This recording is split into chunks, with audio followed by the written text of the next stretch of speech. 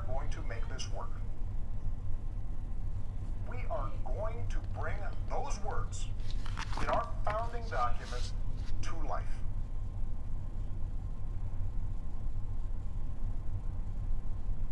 I have seen that same spirit rising these past few years.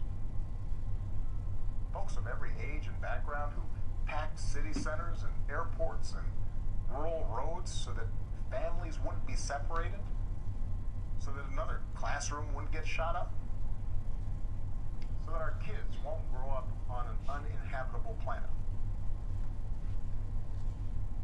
Americans of all races joining together to declare, in the face of injustice and brutality at the hands of the state, that Black Lives Matter.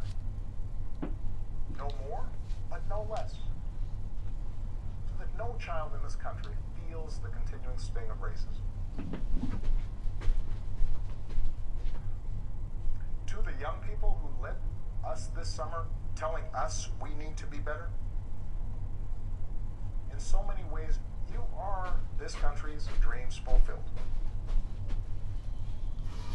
Earlier generations had to be persuaded that everyone has equal worth.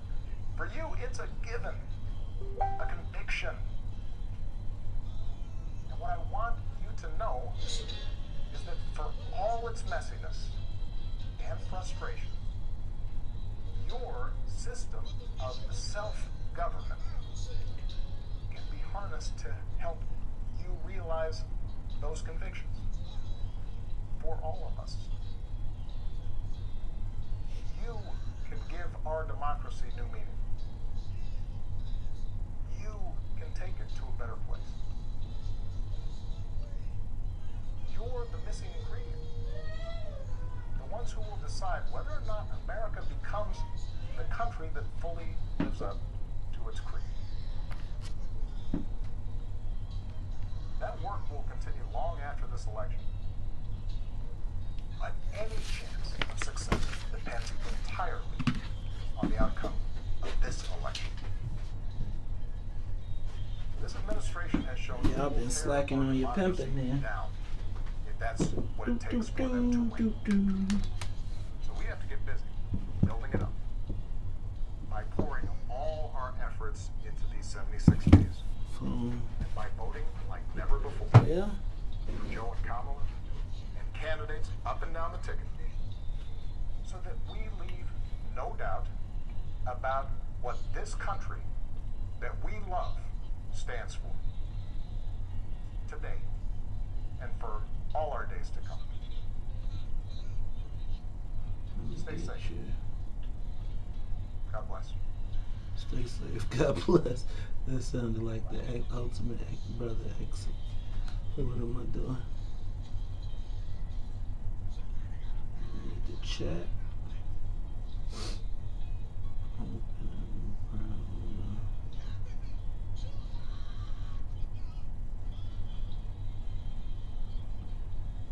Stands for today and for.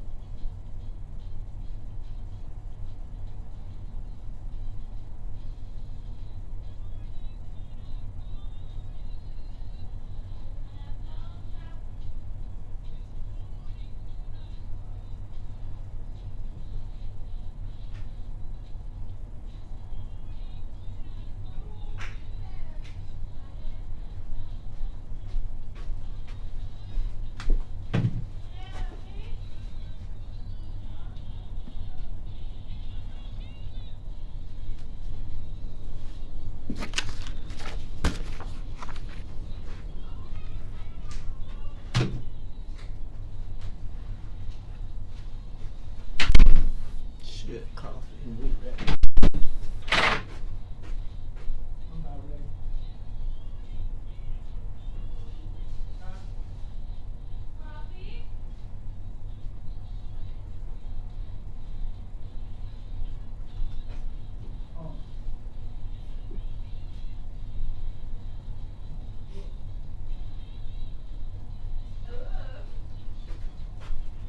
We officially have a book.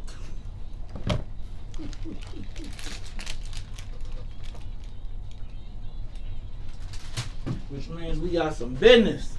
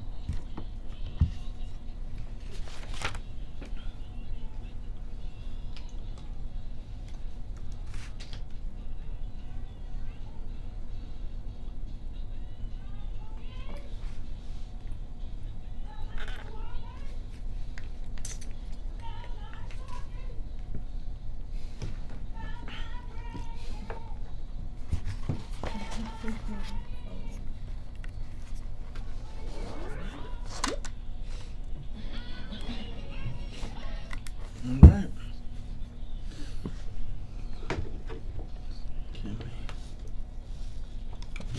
Can we go to these bad boys?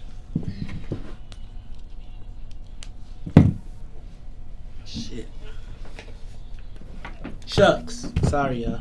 We forgetting about that. Poor babies wake up to cussing Uncle Mace. Ugh. Ooh. Getting old, y'all. I'm getting old. Alright.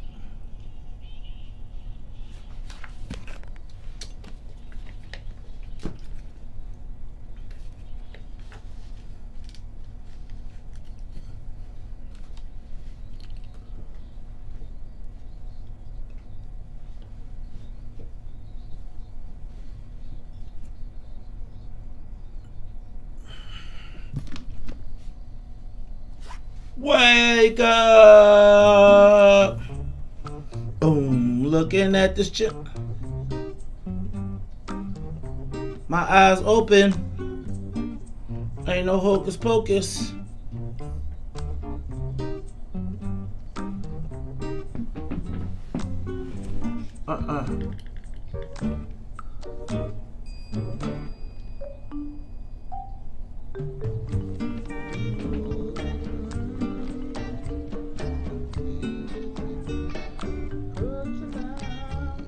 Oh, I gotta turn your camera on. I gotta do your camera.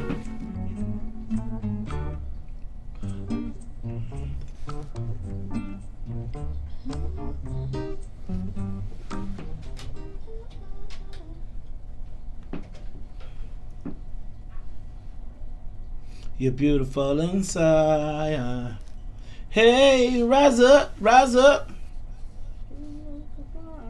Wake up, Chicago. Wake up, world. This is the Maze Jackson Show. I'm your host, Maze Jackson. Got my co-host, Todd Stroger. Todd, how you feeling this morning? Great. I'm ready to shine. You ready to shine? You know what, man? It's something about that song, Joe.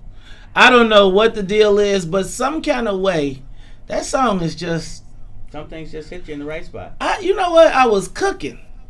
I'm going to tell you, Todd, I was cooking when I heard that song the first time. And I'm going to Franks and Beans? Franks and Beans. What's that, man? You're talking about like the canned Franks and Beans? Right. Yeah. You know what? That's when you knew that's when you know what, if I ever saw the Frank and Beans come out the can, I was running. I was like, you can cook, right? You can cook. I could cook, but it was like my sometimes my old man would just be like, let's find the nastiest thing in the cabinets and make it and eat it. And then it was like, my mom could be like, I'm grown, I ain't eating this mess. Right. Meanwhile, I'd be like, damn. Right, you and got no choice. And them Franks in there was just, they was like eating rub. You know what? How do we get to Franken beans? Because I said I was cooking when I heard this song the first time. Basically say you can't cook by saying you said you could. Oh, man, Jasmine came in. You got a lot out of that. Jasmine came in here instigating this morning. All right, y'all. That in case you didn't know who that was, starting mess in the background. It is Miss Jasmine Turner. Jasmine, how you feeling this morning? I am good and excited and ready to vote. You ready to vote? You were inspired? Heck no, that was sarcasm. Well, I'm here to tell you, I got a lot to talk about. I gotta talk about it. I have a great name for this, Jasmine. I'll get you a rundown in a minute. Let me do this. Let me say what's up to Miss Sonia Escobar, whose camera I do not have working yet, but it will be working. Somebody came in here. I think the Wi-Fi gremlins came in and reset all my settings. So yesterday when we was having all them hiccups, do you know somebody came in here? We got to change the names of these Wi-Fis because they're too close. And so people, it'd be like, the computer be like, hold on, did you say what?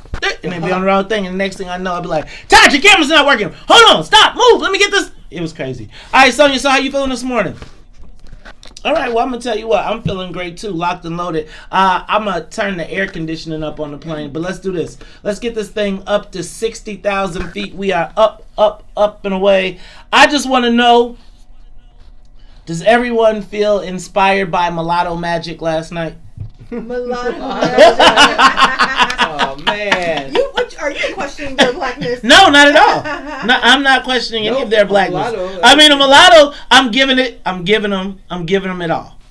Mulatto Magic. I think that's the. I'm telling you. Mulatto Magic. Y'all don't think? I think that's a good one.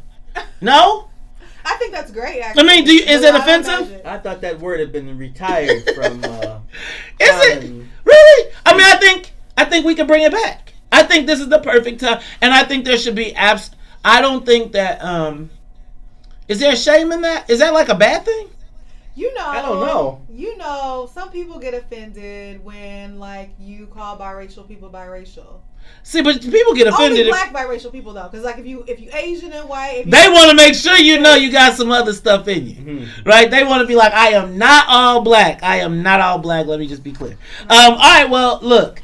I think I am entitling last night was Mulatto Magic. It was like a day, a return to hope that one day all of us, I still don't have a chance to make it in the White House. Why not? It's Mulatto Magic. I'm saying there's still levels to this, right? Now when they you want to impress me, have somebody as black as me walk out there, talking about. I'm just telling you. And then the other part, I'm gonna just tell you that I'm just telling y'all, and I'm not instigating. I'm just telling you at the end of the show, at the end where the kiss happens, the brothers all cringed. They did. Oh, I already know. The brothers. I mean, nobody's gonna say it out loud but me. Nobody will say it out loud but me. Brian Mullins will say it on Facebook. And Brian Mullins. Even though Brian Mullins is low key. Right. I'll be like, what kind of hair? I know, I'm like, what kind of hair you got, dog? What kind of hair is that? Oh, man. I'll be like, hold on, ADOS. Right. I'll be like, hold it. No, I'm just stop. Let me stop. Brian is my guy. But here's my thing. As a black woman, do y'all have the same issue when you see black men doing that? Let me ask you a question. Here's one. If Barack Obama was married to a white woman, absolutely not. Would y'all have given him all the love? Absolutely not. No? No, we wouldn't. Wait. I don't accept people's friend requests sometimes. I'm just telling you, black people are prejudiced though. Oh yeah. Black people are prejudiced in the mud. The country is prejudiced, not just black people. I agree. I'm just saying, and I understand. I just think they got the wrong mix for this time in the country, right? I think the white people are polarizing on white stuff, and the black people are polarizing on black stuff. And I think I almost feel like listening to Kamala yesterday, and then we're gonna take a quick break. I'm gonna tell you a little. I feel like listening to Kamala yesterday was like an all lives matter speech, low key. It's weird because in the era of black, she can't be uncompromisingly black, right? Like in this space. Now, obviously, as the vice president, you can anyway. But it's just a unique time and place, and this people of color thing with black people and how they feeling real itchy. I feel like they might have missed it by just this much. I think we've moved past the there's no color thing, right? When we passed color, and I think we went back to color, right? And I think we went back to race, and I think that inspiration, like I almost feel like Barack Obama himself is a reminder of the failure of that way to go down the path. But look, we're gonna talk about it all and more. This is the Mace Jackson Show. I want to let y'all know it is 6:19. It's 64 outside right now. 64 and sunny. The high is 85 with a low of 65 today. We'll be back.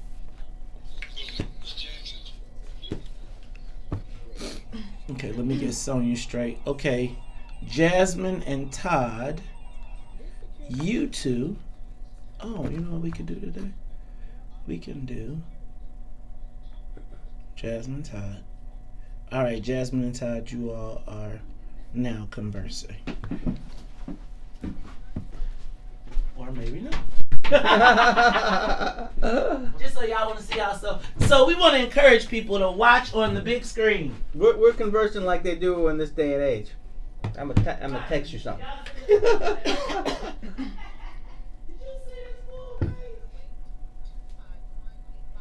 You know what's interesting to me? Don't get me started. Yeah, go ahead. No, what was interesting to me is like, for her to be the first black or whatever, she ain't got no black family. You mean like sisters and stuff like that around?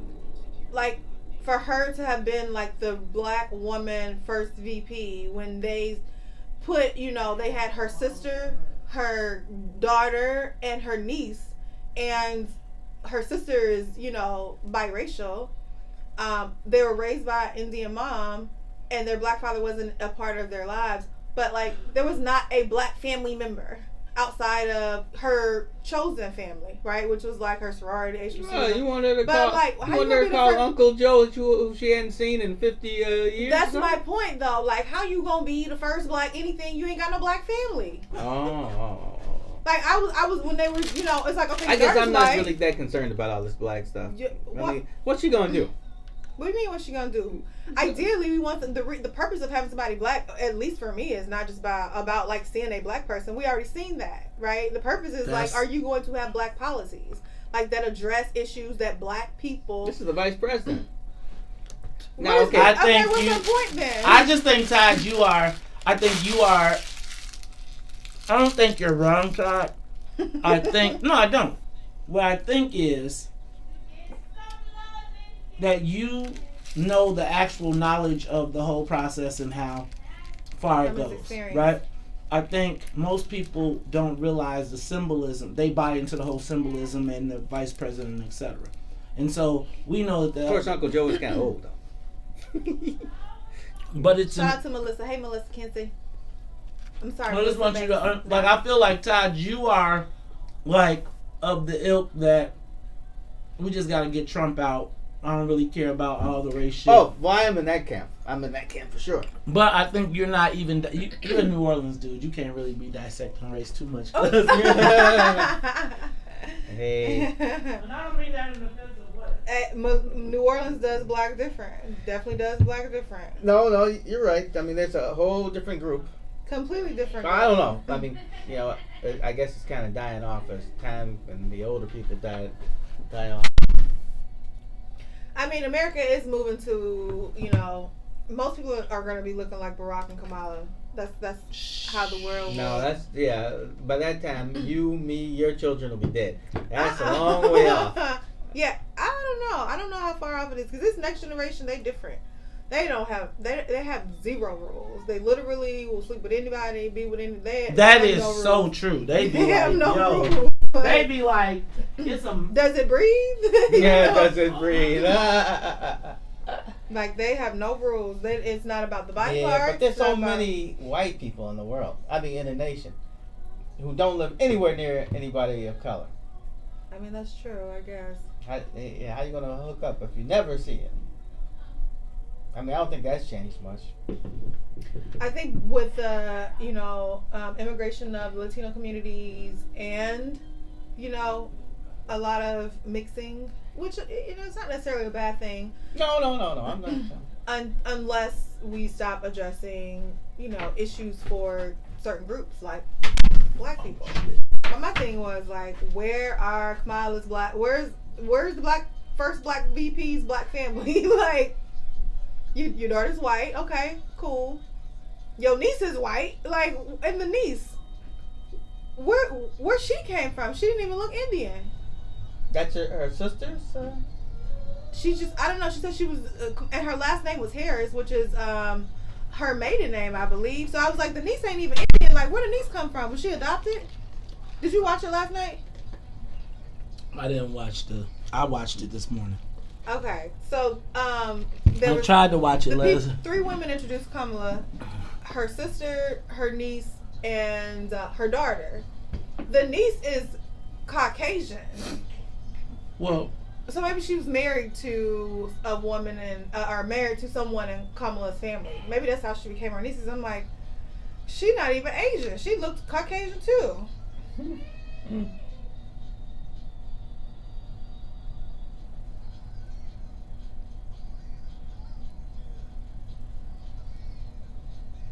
Control ya.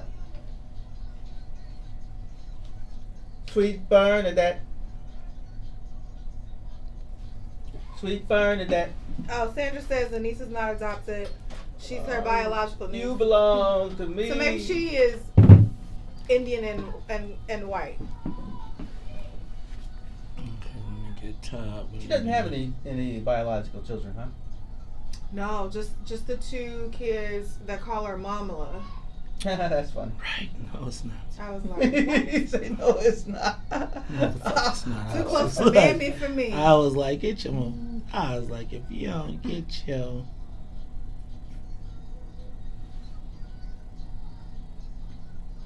You know what though? What I will say is, I would have been okay if they even had a white woman, if the policies were representative of the things that I care about. So, if it was Elizabeth Warren, I would be more excited.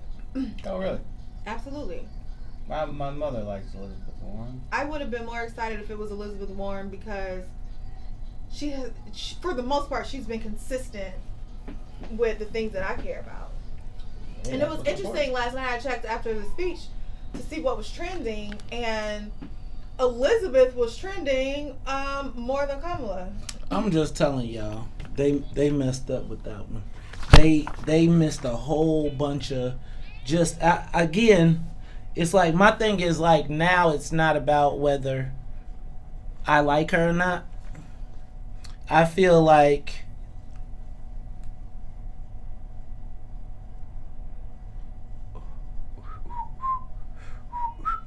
all right, Narisha said her nieces are her husband nieces, but the niece had the last name Harris.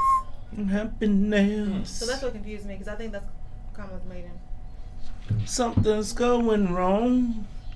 Someone's on the phone. 3:00 in the morning.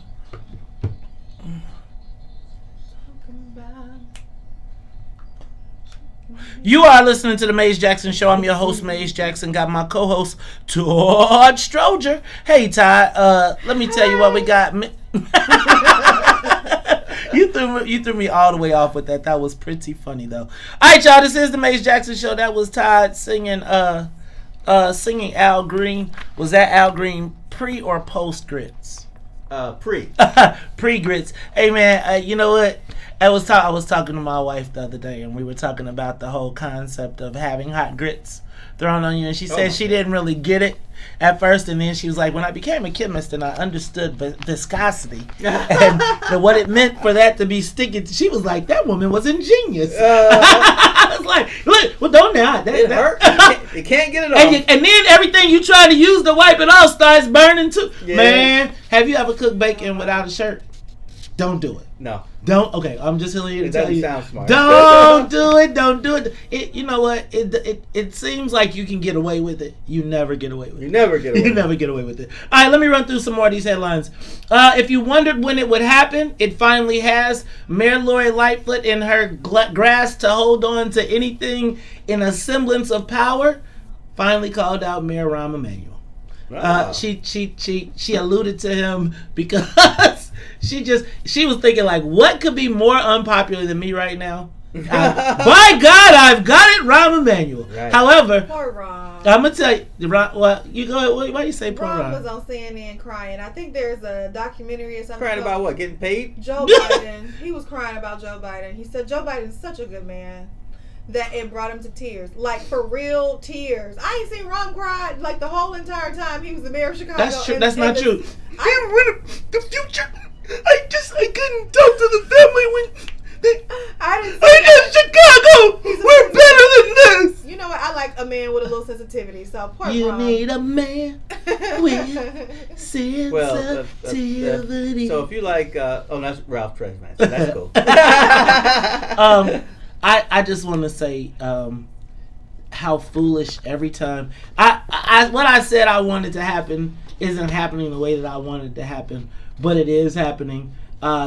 How foolish the Democrats look standing up there talking about as they are now terming him the predator in the White House when they have the criminal in the Capitol. Right? It's like they talking about, look over there, it's that there, it's that Donald Trump there. Meanwhile, who's the criminal in the Capitol? Speaker Mike Madigan. Thank you very much. Oh, man, why would they talk about local issue like that? Right, because all politics is local, I guess. But even national, But here's the thing: the Illinois delegation, they're in Milwaukee. The Illinois delegation, right, of elected State Central Committee men, women, delegates who are being led by the chairman of the party, who is under federal criminal corruption investigation, is leading the charge against the predator. If you don't see the hypocrisy in all of this, it just explains Chicago. All right, let's move on. Let's go to. Meanwhile, they're taking down the Stephen Douglas. They take it down to Stephen Douglas. They didn't even put a Frederick Douglass up. So let's just be clear. Let's be clear. It ain't really like we could just go. If they took down the Frederick Douglass, we'd be like, it was a Frederick Douglass. Right. Right. We ain't even gotta do Sable, yo. I could take do Sable under my jacket. I really could walk up, put it over. If that mug wasn't so dang heavy, I might already have it. Meanwhile, those type of symbols are really more of how much clout or power you have at the moment. I got you. So what does So that mean we ain't got never, none, no how, no way, none, damn it. Well, basically, The bingo. That's my point. Therein, my friend, is my point. Okay, let's go to NFL is coming soon. Speaking of the NFL, are you still out? Jasmine, I appreciate that about you, that you still out. Meanwhile, no, I'm in for Super Bowl.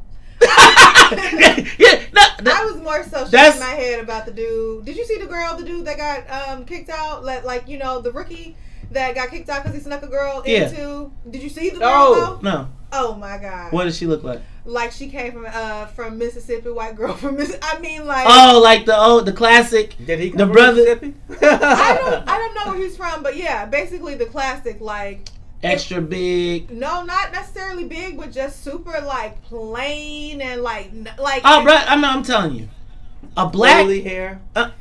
Oily hair. Oh God, Todd, not literally, you. Like just the most plain white girl you see every day. Like, are you kidding? Like, did you risk it all for this? Like the whole entire Twitter was, you know what? Was I'm gonna tell you. At him like, are you serious? So you know what? I bet you. What is it? As black man, what is it? What is it? Maze knows he went to U of I. You know Carrie gonna. I can't wait. Carrie is gonna literally come up here one day. She gonna knock you through the wall. I'm gonna be, and it's gonna be on Facebook. Okay, so hold on. Thank you. Right, but she like, why you always throwing me under the bus? Right, like it's a man. It's like the difference is I had stories to tell. Todd still's got the shower story. Right. So I will tell you, not from experience, but from No, I'm not going to even do that. We'll say that for the break. If you want to know that one, Yeah, right. go. If you really want me to answer that question, we'll be looking for your stars on the break, and I'll explain to you why that is the way that it is. Look, I also, we got to get Rep. Curtis Tarver on the show. His, I'm gonna tell you that listening to his recount of being stopped yesterday by the police and having a FOID that was expired and all that stuff, I kind of, when I first heard the story, I was like, yeah. Then when I listened to him tell it and how it went down in the body camera, man, that was chilling. That was just chilling. They was like, hand me the gun with the trigger facing you. That was crazy. It was. We got to get them. Also, Michigan, the people of Flint, Michigan are getting water reparations to the tune of $600 million in a negotiated settlement. No. $600 million in the tune of a negotiated settlement. Now, so is that going to go to infrastructure? I thought the citizens. I thought it was like the people's. Oh. And if that happens, kind of people in Flint. I don't know, but I mean, the white people gonna get rich all over again. But the other part it can't be more than like 100. Regardless, let's do some research on that. But I just wanted to point that out. Also, just that whole concept of water reparations, and I want to give a big shout out to U of I for the rapid COVID testing. Did you see Chancellor Jones on the TV yesterday? Sonia's giving me the same. I like Chancellor Jones, but U of I is going to go the way of Notre Dame, North Carolina. Everybody is going to close eventually. Or everybody gonna go. The students ain't leaving though. Students gonna stay. The students, I'm gonna tell you what. The students, they're gonna just stop going to classes, but the students gonna stay in their apartments and their dorms because they don't want to have to go home. Hey y'all, this is the Mace Jackson Show. When we come back, it's time for the social media question of the day. Is this election really for the soul of America, as it's been implied? I want to talk about this when we come back. Flint has 102,000. D.S. Sanders say brothers can give up that part, but them white women got that hook on them. No, I think it's a couple things. All right, so I'm gonna break this down. So, there's levels to it. I think if you grow up in a suburb and it's like hormones are hormones, right? And at a certain point, who's in proximity to you is who you're going to. At a certain point as a kid, you're going to be like, yo, whoever's in close proximity. Now,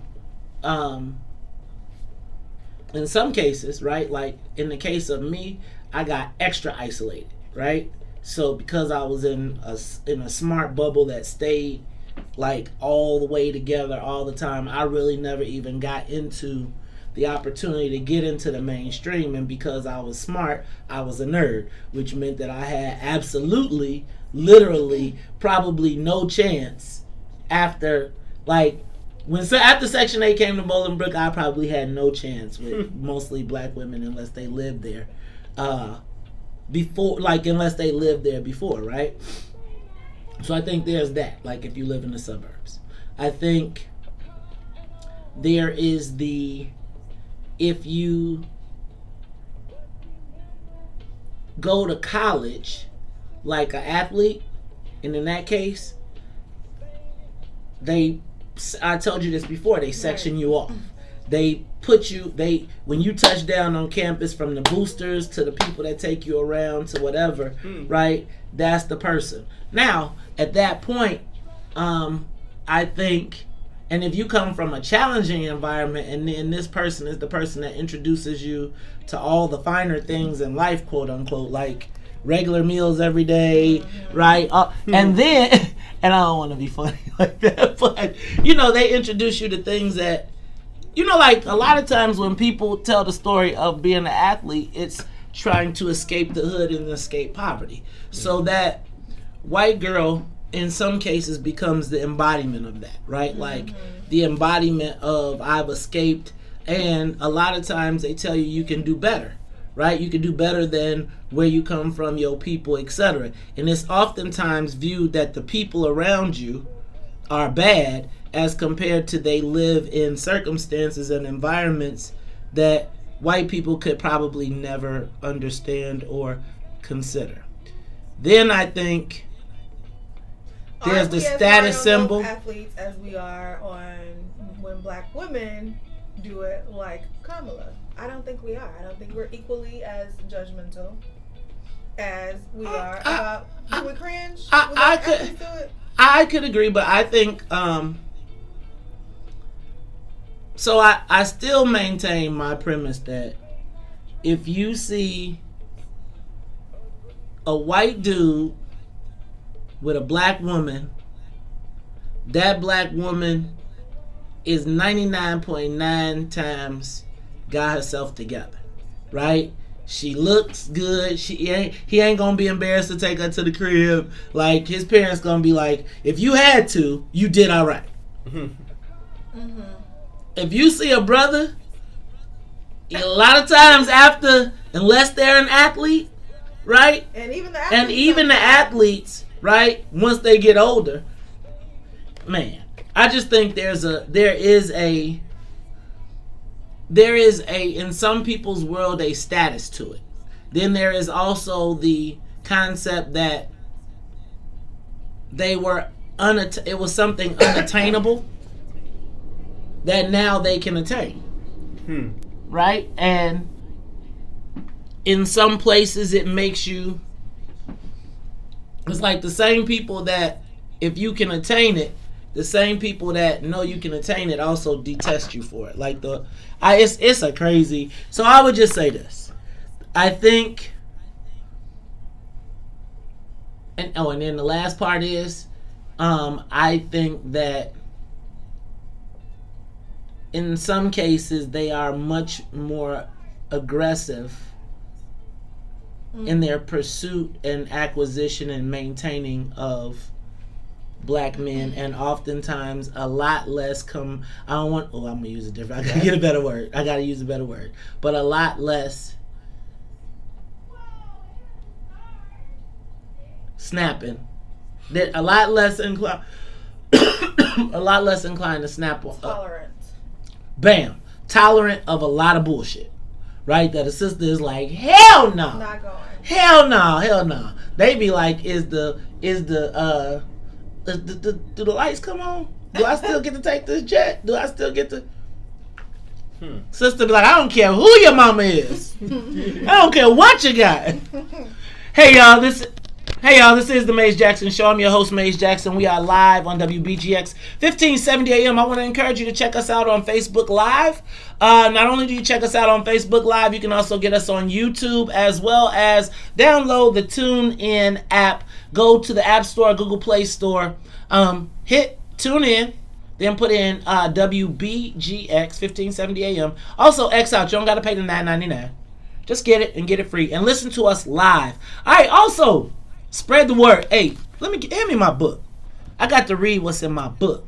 Todd, you know we got a book now? You know, usually when you get a book, you need to be checking the book. Okay, so Jasmine, when you start, if you guest host, you know, you fill in on the show or something, make sure you look for the book. Todd don't even know what the hell the book is because he'll never read it, no way. Anyway. No. I hire people from Bowling Book. Because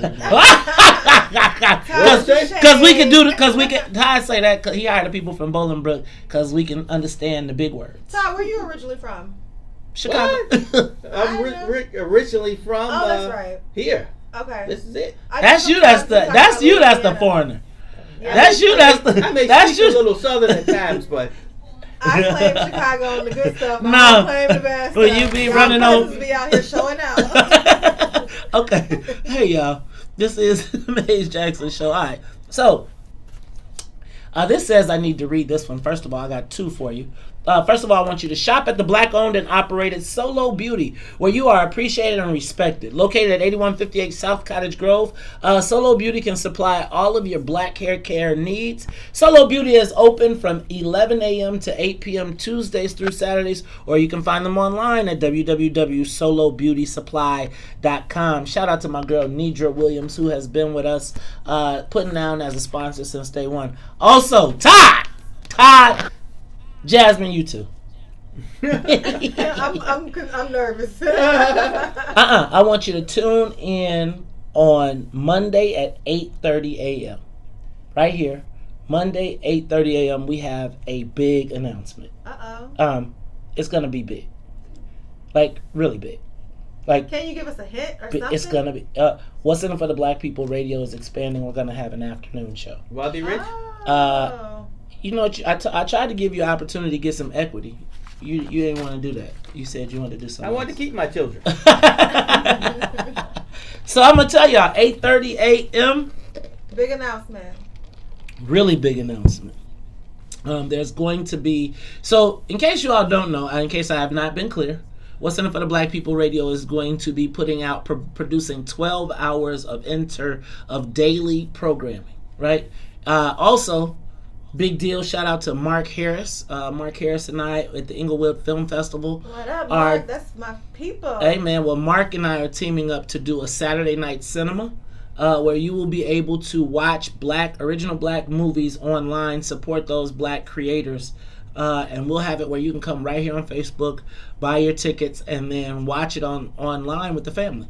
So, nice. A great opportunity to expand and to help black filmmakers monetize. So that's part of what's coming on. So we'll have a Saturday cinema as well. If you got programming that you're looking to produce, come on out, holla at us. You know, we're talking about, we are really looking to be the home of black creativity. If we locked in the house, we might as well create our own content and our own programming. Right. Once Bueller stops loving on the alphas and gets herself together, then she can help program our she blew it with the alpha thing with me. Bueller was my girl. Smartest lady in the room. Bueller, yeah. What happened? She said, she's the smartest lady in the room one day. She said, I just love me some alphas. I was like, what? She can't love alphas and sigmas too? No. No. Why? Because I'm a Have Sigma. You ever met a Sigma? Have you? You're looking at an alpha. That guy's got a face only his mother loves. Maybe Janine some days. Some days. Huh? Right. All right, y'all. So, so I want to get an education channel going as well. But beyond all that, Monday, 8:30, big announcement. Also want to let you know next week. So we got I Said What I Said. Shout out to everybody who tuned in to Herb 2 yesterday. That show is really taking off, man. I'm really excited about what's going to happen there. Also next week, we finally got them together. The Bigs will be starting our sports podcast, not podcast, but our sports show. Be 1 to 3 every Tuesday and Thursday. Todd, I think it's going to be awesome because we got fantasy football coming up. So they're going to have great interviews. We're going to do picks. Actually, we're going to do a fantasy football. I'm going to give my 2 cents. You should call in. We're gonna do sports genius. I didn't tell you that. Are you really, Todd? Okay. I'm not surprised. You're smart at a lot of things. Man, I like you more and more. You about to get through about this mug too in a minute. You don't get in the Beulah box. All right. Let me tell you. So y'all, many big things going down here at What's in It for the Black People Media. I'm looking for we're going to be looking to build out Saturday programming. I think I might even get them crazy dudes, Brian Mullins, Brutus and Brian get the show kicked out. Brutus and Brian. Right, they gonna get us back. Oh, we gotta watch them. Right, they like I'm not gonna get to a show. That'd be interesting. I'm actually we're talking, man. We talking. I'm telling you, Sunday night program. I'm just telling you. They said on Facebook, how would we know you were kidnapped? What would you? But if they let you post on Facebook, I said. I would post. I agree with you, Brian. Look, man, I'm telling you. Brian Mullen's so pro-black, even sometimes I think he goes too far. I be like, Brian. I'm going to tell you, it's always the light-skinned ones. Yeah, it's always, it is. Because they got. See his birth certificate. I need to know what it says in the birth certificate. Look. He's mulatto, like, right? You know, Brian was cheering yesterday. I know Brian before he was born, and no mulatto man. It's not possible. Did you see his picture of him as a kid? I was like, "Where's Brian?" Does he have long hair? Yes. Has Brian ever had long hair? Oh, yeah. Like shoulder-length hair? Did he ever have a ponytail? Straight hair. It was like grammar school time was like I'm that. Like, yeah. Brian, I need to see you know he's a Trump supporter, so I'm like, Brian might really be an agent for Oh, Jesus. I say that sometimes too. No, I love Brian. He gives me a hard time. I like Brian too. He owe me some money, but I still like him. Oh, dang. I feel like a lot of people owe me money though. I think that's part of being me at this point. But wait, I remember talking to somebody one time and they was like, "You're Facebook friends with Brian Mullins?" And I was like, "Yeah, like Brian, even though he goes too far, that's my dog." Even though he goes too far. They said Brian was at a protest ass marching with the Trump supporters. I was like, yeah, I believe it. I was like, there's no way. He was one of the counter protesters in Brian. Get sit your butt down. Yes. Oh Jesus. He was a counter protester with the pro cops and the Trump supporters. I gotta ask him about that. So Brian, is that true? Oh is God. that true? You were Brian is probably listening to 560 AM somewhere. Right. What? I heard my name. I'm busy. Okay, let me stop now. That was funny. All right, look. And everybody in the world is like, who in the hell is Brian Mullen? Right? You know Brian Mullen. Hey man, Brian got to pay for this. Yeah, right. You got to pay for this promotion. Hey y'all, this is the Maze Jackson Show. And I know I do have a social media question of the day. I'm gonna ask it. We're gonna give you some weather. Sonia's gonna have a quick mix, and then we're gonna ask you to answer it. Is this election truly for the soul of America? I think that. Who said it yesterday? Said, I know we said this before. I know we say this all the time. Oh, Robin Kelly, courageous Robin Kelly, who stood up and said, "Yeah, she made the bravest statement on Madigan ever." Well, if he's guilty, I told him if he's guilty, he has to step down. If he's guilty, thanks, we appreciate that. That was how long did it take you to come up with that one? Anyway, she said that I know we say this all the time, but for real, this time. This is really the election of our lives. Like, I want to know, is this truly the election for the soul of America? And if so, what do you think is going to happen? It's the Maze Jackson Show. We'll be back. Give us a call, 872-259-7474. The live lines will be open, 872-259-7474. I got my steamer pack just in case. And you know what? I saw a comment one day that said, if every 4 years we are voting for our lives, then we have a bigger problem. It's just voting, like, if every 4 years, like, it's literally life or death, vote. Like, we have a much bigger problem than voting in the presidential election. And I think that's true. Like, if every 4 years, I don't think it's true. I think that is what I call naivety. You don't. I mean, if it's like that, if it's that serious that it could like have such a drastic change in our lives to the point where it's like, well, maybe not you and me, but like I would say, my children might be affected by it down the line. Then don't we have a much bigger problem then? If like every 4 years, like it No, has that huge of effect on even our future. No, every government is like this. I mean, that's when you have leaders, and the most important thing the president does. What do you think the most important thing the president does is? What I think the most important thing the president does is depends on the president. If you get a president in there that just basically, lets Congress do everything, then they're really just kind of monitoring and representing the country and building relationships and whatever. Actually, that's the job itself. But if you have a president like Trump that's going to go in and start signing executive orders, like you got a different level of response. Like his role is different than maybe a Obama. And I know y'all love Obama, so I'm sorry. But, you get different types of presidents there. The true role of the president that affects all of us is their ability to appoint judges. Yeah. Because that's a lifetime appointment. You're done. Get ready.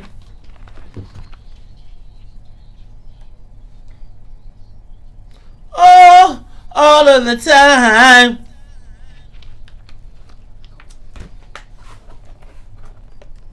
You are listening to the Maze Jackson Show. I'm your host, Maze Jackson. Y'all, we asking a social media question of the day. Give us a call, 872-259-7474. 872-259-7474.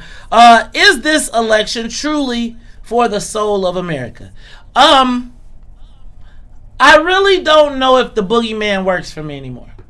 I think they boogeymaned us with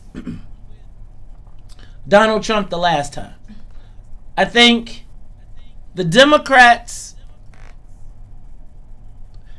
tried to have their cake and eat it too. I think they was disconnected with what people want. I like the fact that Hillary Clinton got on last night and think that people are somehow feel bad that they didn't vote for her and, want to go back and vote again.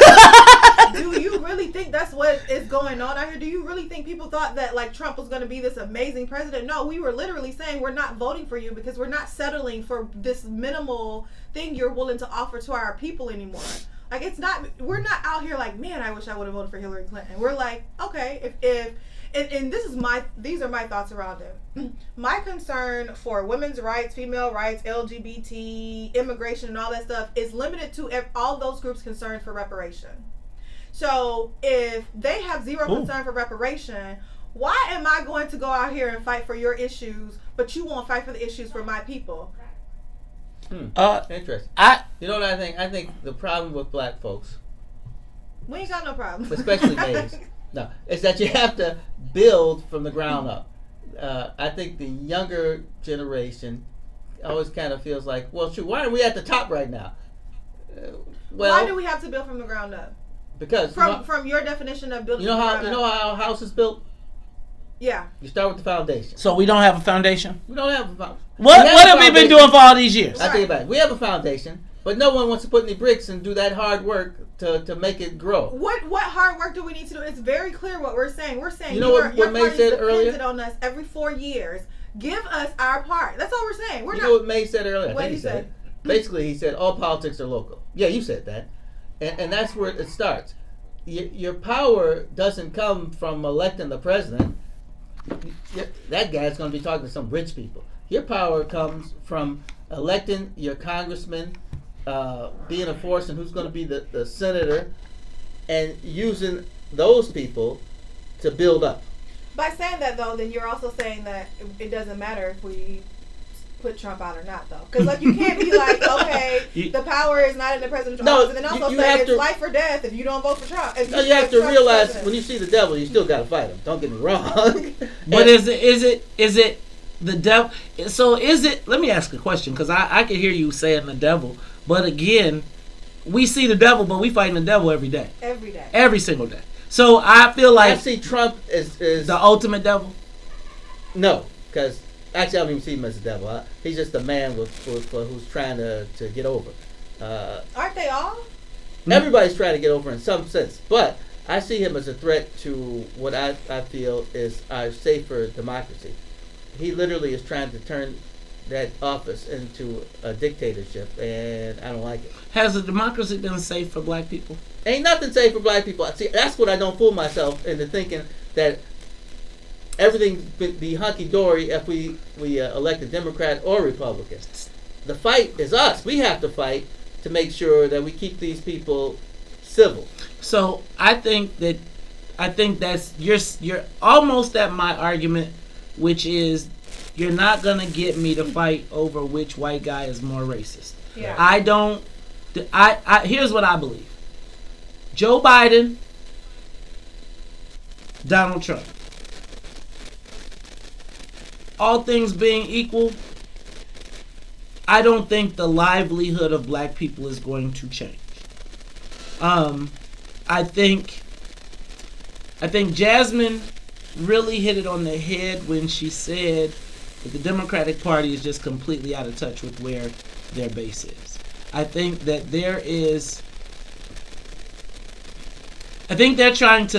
first of all, I think you can't try and sell hell or the fear of hell to someone who believes they're living in hell. Mm-hmm. Right? And so when you say, oh my God, it's going to be the worst thing that it's ever been, this guy is the worst, black people be looking around like, I done survived every damn thing. Yeah. And ain't nobody from the black president to the Indian American, Asian, Southeast Asian, they gave a list of what the Asians had to approve to call her. That's hilarious to me too. We need to pull that list up. The Asians had to approve. They had a list in how to describe Kamala Harris officially. Oh. Right. Asian, Southeast Asian first, like when they were listing her, they had all these, and they had to go through a list that the Asian press would accept as they talked about her presidency. But I just think, or her vice presidency, which could evolve to a presidency, which I think we got to pay attention to, because them white women, them tricky white women, like, hello. You know what? And I I think that in Barack's speech last night, one of the things that stood out to me, to go along with what Maze was saying, is he talked about the issues that all the groups have had, right? So he said, the Muslim community and the Sikh community, people discriminated because of your religion. Asians felt like, you weren't welcome, so on and so forth. But then we got to black people. He was like, you were hung and beaten. And it was like, how do you even compare those experiences? Not compare, but put that in one same conversation. They're so drastically different. Yeah, I think that the Democratic Party is relying on an old model. I think there is a refusal to acknowledge that black people are frustrated. Yeah. I think we can, and I'm gonna call myself undecided right now, right? Like I talk smack, and I people say I'm pro-Trump. They say I confuse them. I say I'm confused, right? I'm confused because I'm not. Again, I told you I grew up in Bolingbrook, and I think Salim had the best answer, but I don't feel like nobody in that group is coming to burn down black houses. I just don't. I don't.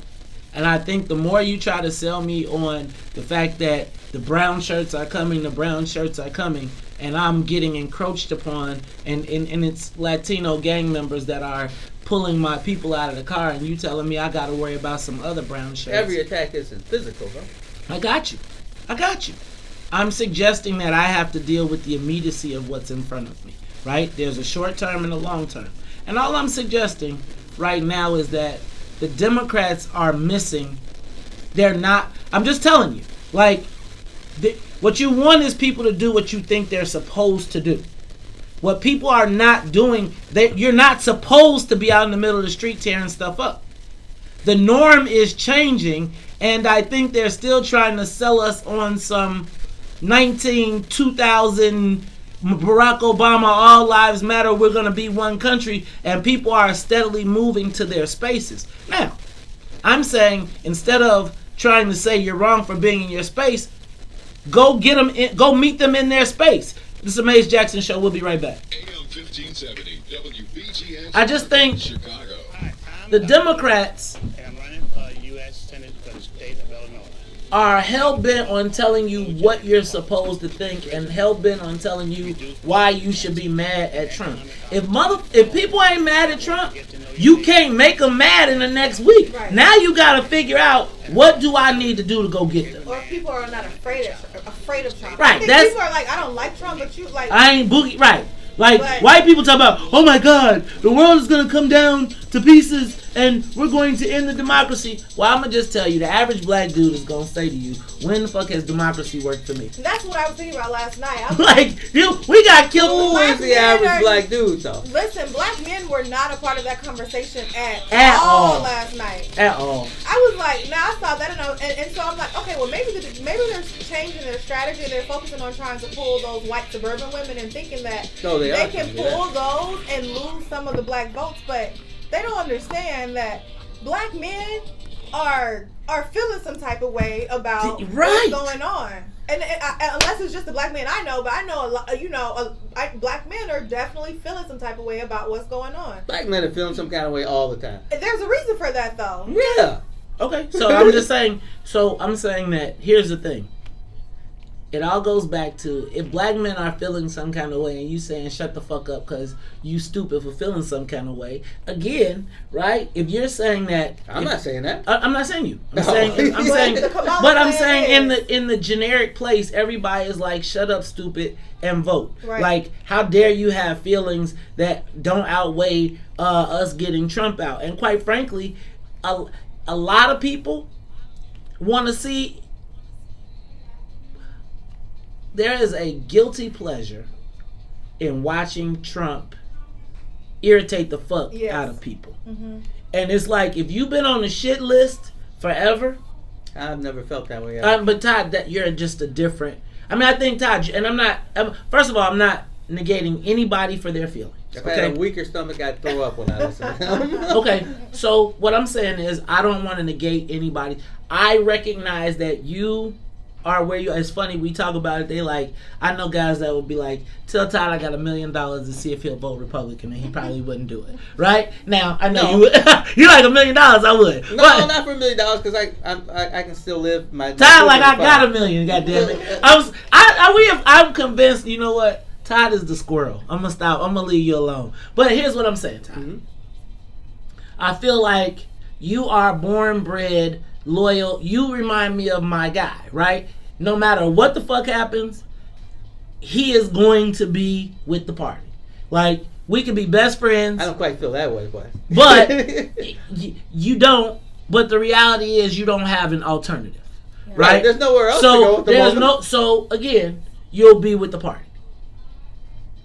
I think in some cases you are an example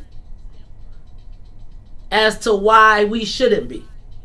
Like, and I don't mean that in any offensive way. I mean it in the way like, man, I get offended for you every fucking day. I really do. Like, some days, Todd, I look at people and I just be like, I fucking hate you. Like, not, and I don't, and it's like, and you are like all good. Like, you don't worry about it, you don't, and I feel like, damn, man, I spent 20 fucking years trying to be loyal to some shit that they would never, like, if they would, I saw what they would do when it was you, then I saw what they did when it was me, and I did what they told me to do, which was to be fucking loyal, right?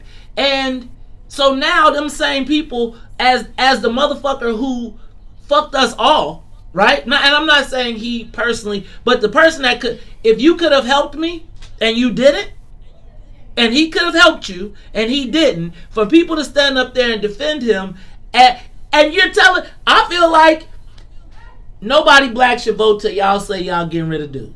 Now, how about that? No black people vote Democrat in Illinois. We ain't voting, so the white people gonna tell us, vote for the criminal, but don't vote for the other criminal. And they'll say it's different. We don't vote for Madigan. I truly think it's over anyway. His train is coming to the station. I'm saying, and I got you. So Todd, I think like, I'm just worried about what the next train will be. I think, and I don't even. And I see nothing in the black neighborhoods that makes me think there's any kind of. People want all this and that. Well, you know where that starts? It starts at the foundation. And the foundation is unity. We don't know how to work together. Well, what? I'm saying... What do you mean? There is no more unified group when it comes to politics than black people.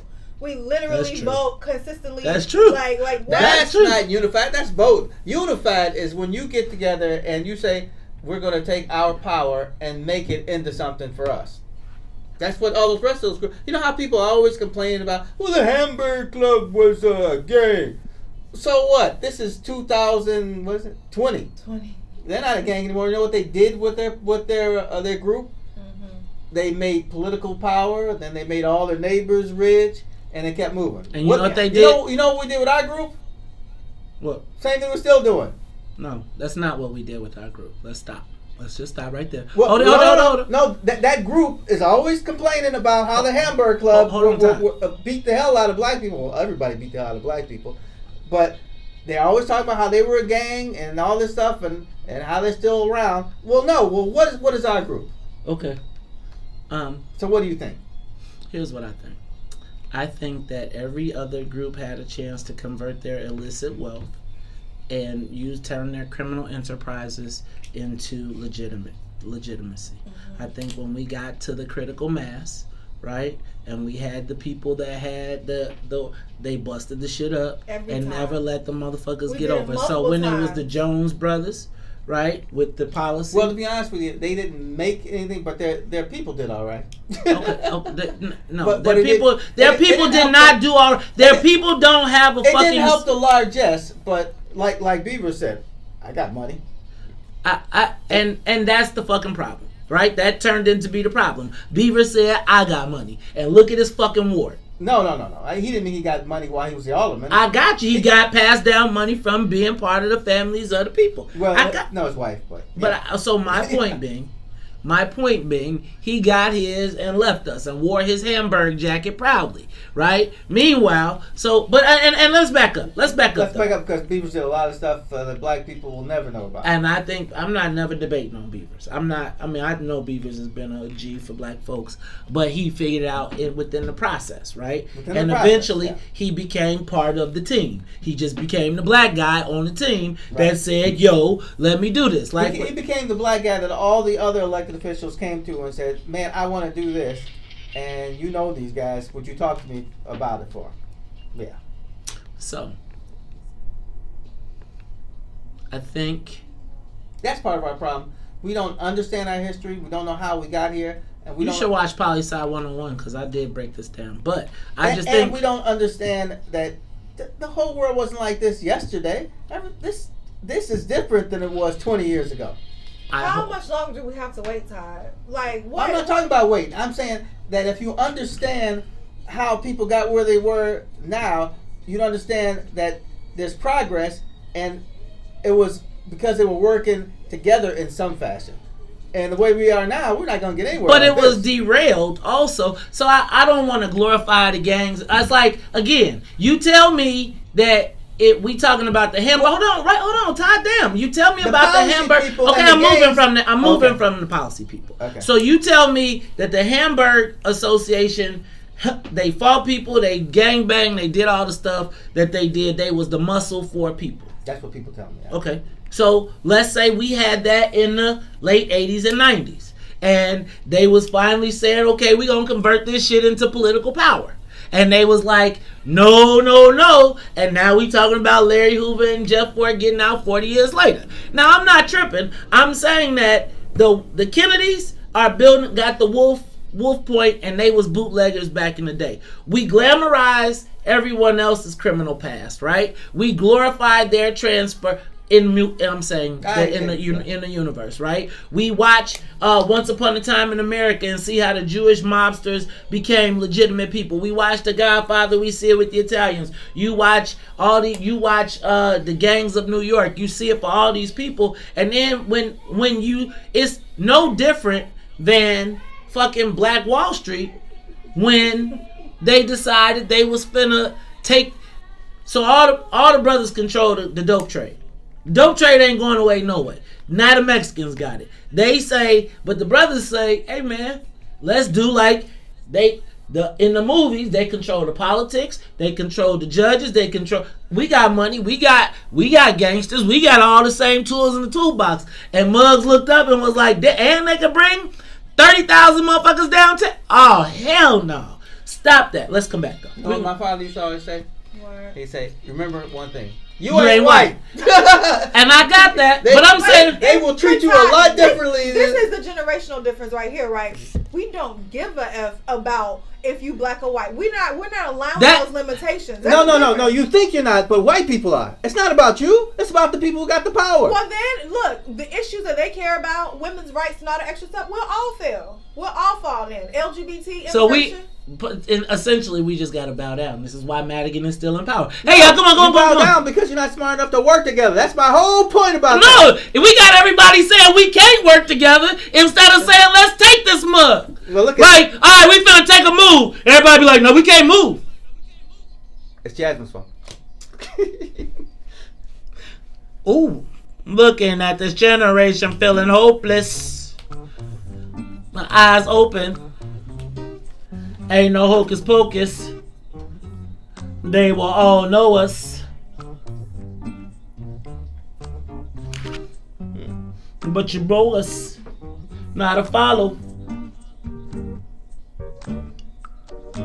Don't let no one put you down. Let me see you smile. It's okay to be black. It's okay to be black.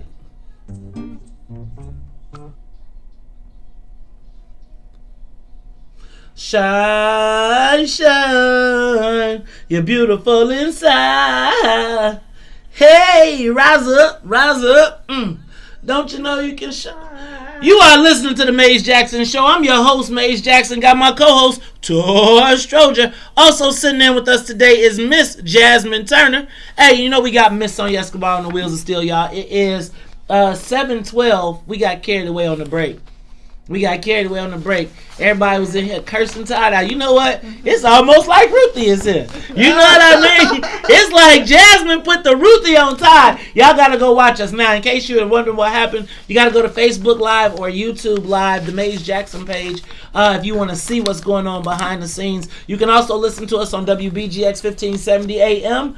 Give us a call, 872-259-7474, or the TuneIn app. Tune in. You can tune in, listen to us anywhere you go. Also, want to remind you all, big announcement, 8:30 Monday morning. You do not want to miss it. We are going to change the face of digital social radio. When I tell you we changing the world, we getting ready to change the world. We finna boom, blow it up. Then we gonna put it back together. Wait, I want to know. I'm gonna tell you. You ain't gotta be somebody special. Oh, goodness gracious.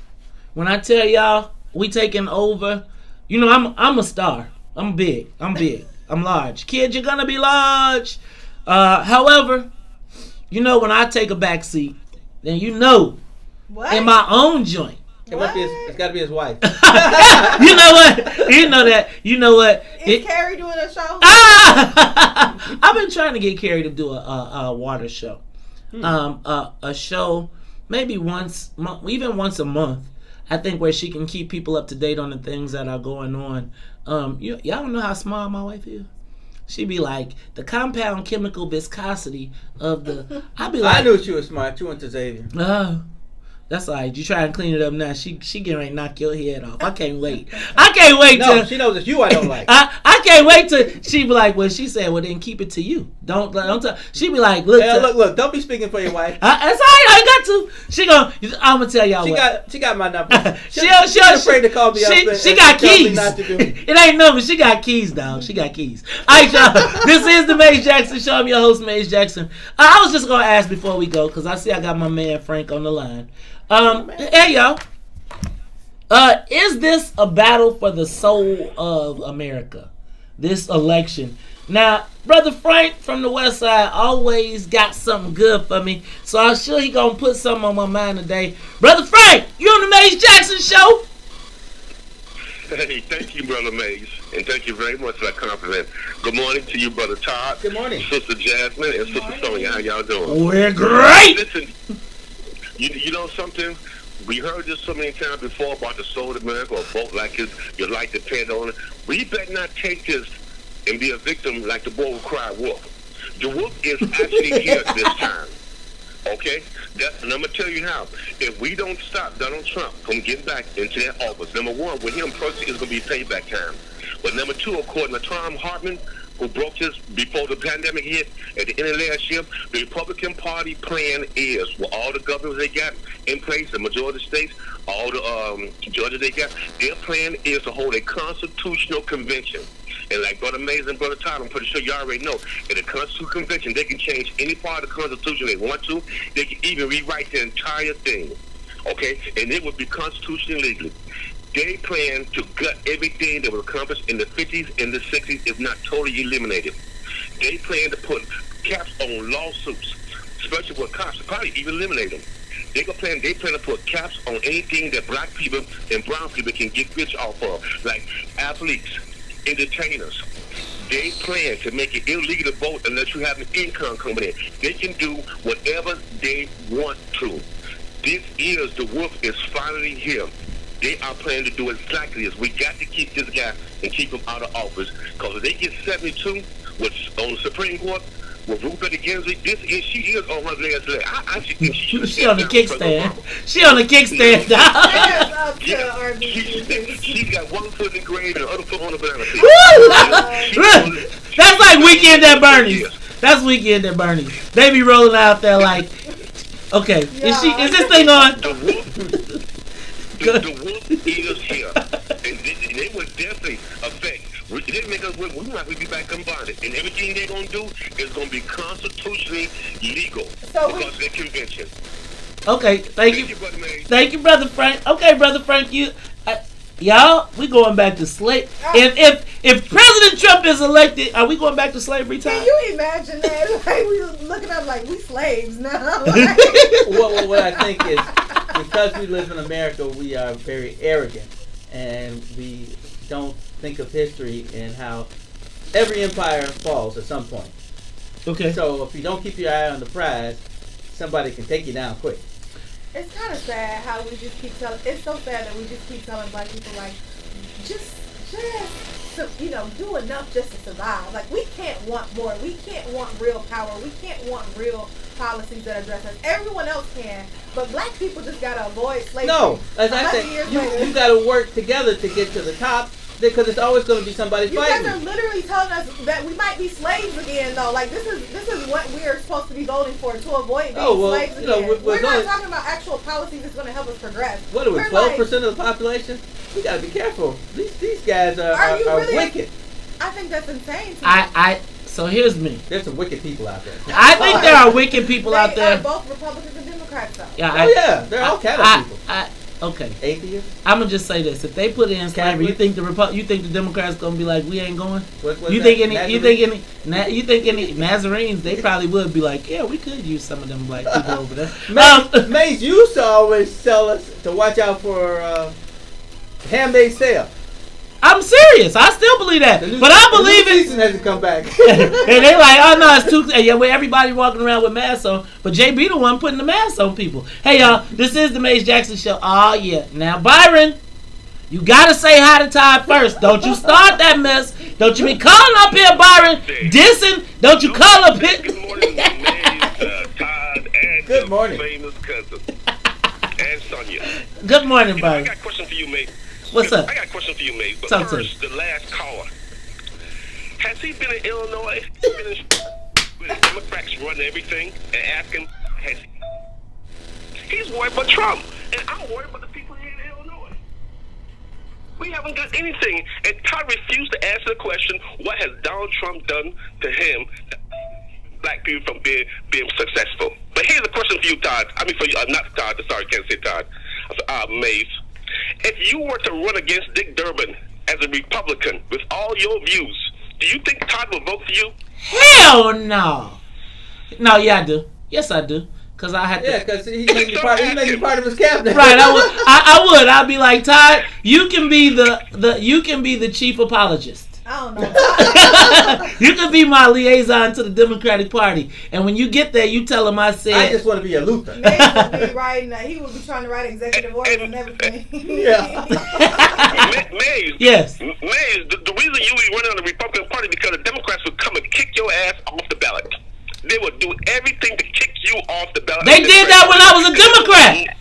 They did it when I was a Democrat, bro. Same way they do with the very liberal Democrats right now. They keep, yeah, they or not let even them speak at the convention. They gave AOC 60 seconds. She's not a Democrat. AOC is not a Democrat, and I'm gonna just tell you. Thanks, Byron, for your call. Let me just tell you, I wouldn't have gave her none. I would have gave her none. See, here's the thing. This is the part I think people don't understand. Like, the DNC is a club. It is a private organization. They just project us out there. Like, they got their own rules, and I'm just telling you. Berkshire Terrace used to say that all the time about the you ain't coming to my Democratic Party. What you think you get to come to my house and put your feet up on my couch? They gave her a minute. They said she need to be happy for that minute. I'm just here to tell you, because I wouldn't give anybody. Let me tell you what that was. That is like you having a what's in it for the black people meeting, and the gay caucus comes in and says, can we just have a moment to speak on your platform? We want to inject not the black gays, but the gay community says we want to inject into your platform because we can come to your meeting. But Democrats are dependent on the people that follow AOC to put Biden in office. I see. Oh, that's a good point. So you can't be like, okay, well, y'all stay over there. But make sure you vote for us. Barack's whole speech was mostly targeted to that audience and saying, like, we get it that y'all don't feel this way right now and you don't understand. That's because Barack knows, but he know what we... chance to vote for us. Why you didn't let any of them speak? Here's what I think has happened for the Democrats. I think the Democrats have lived for a return to the good old days of Clinton. I think Barack shunned that.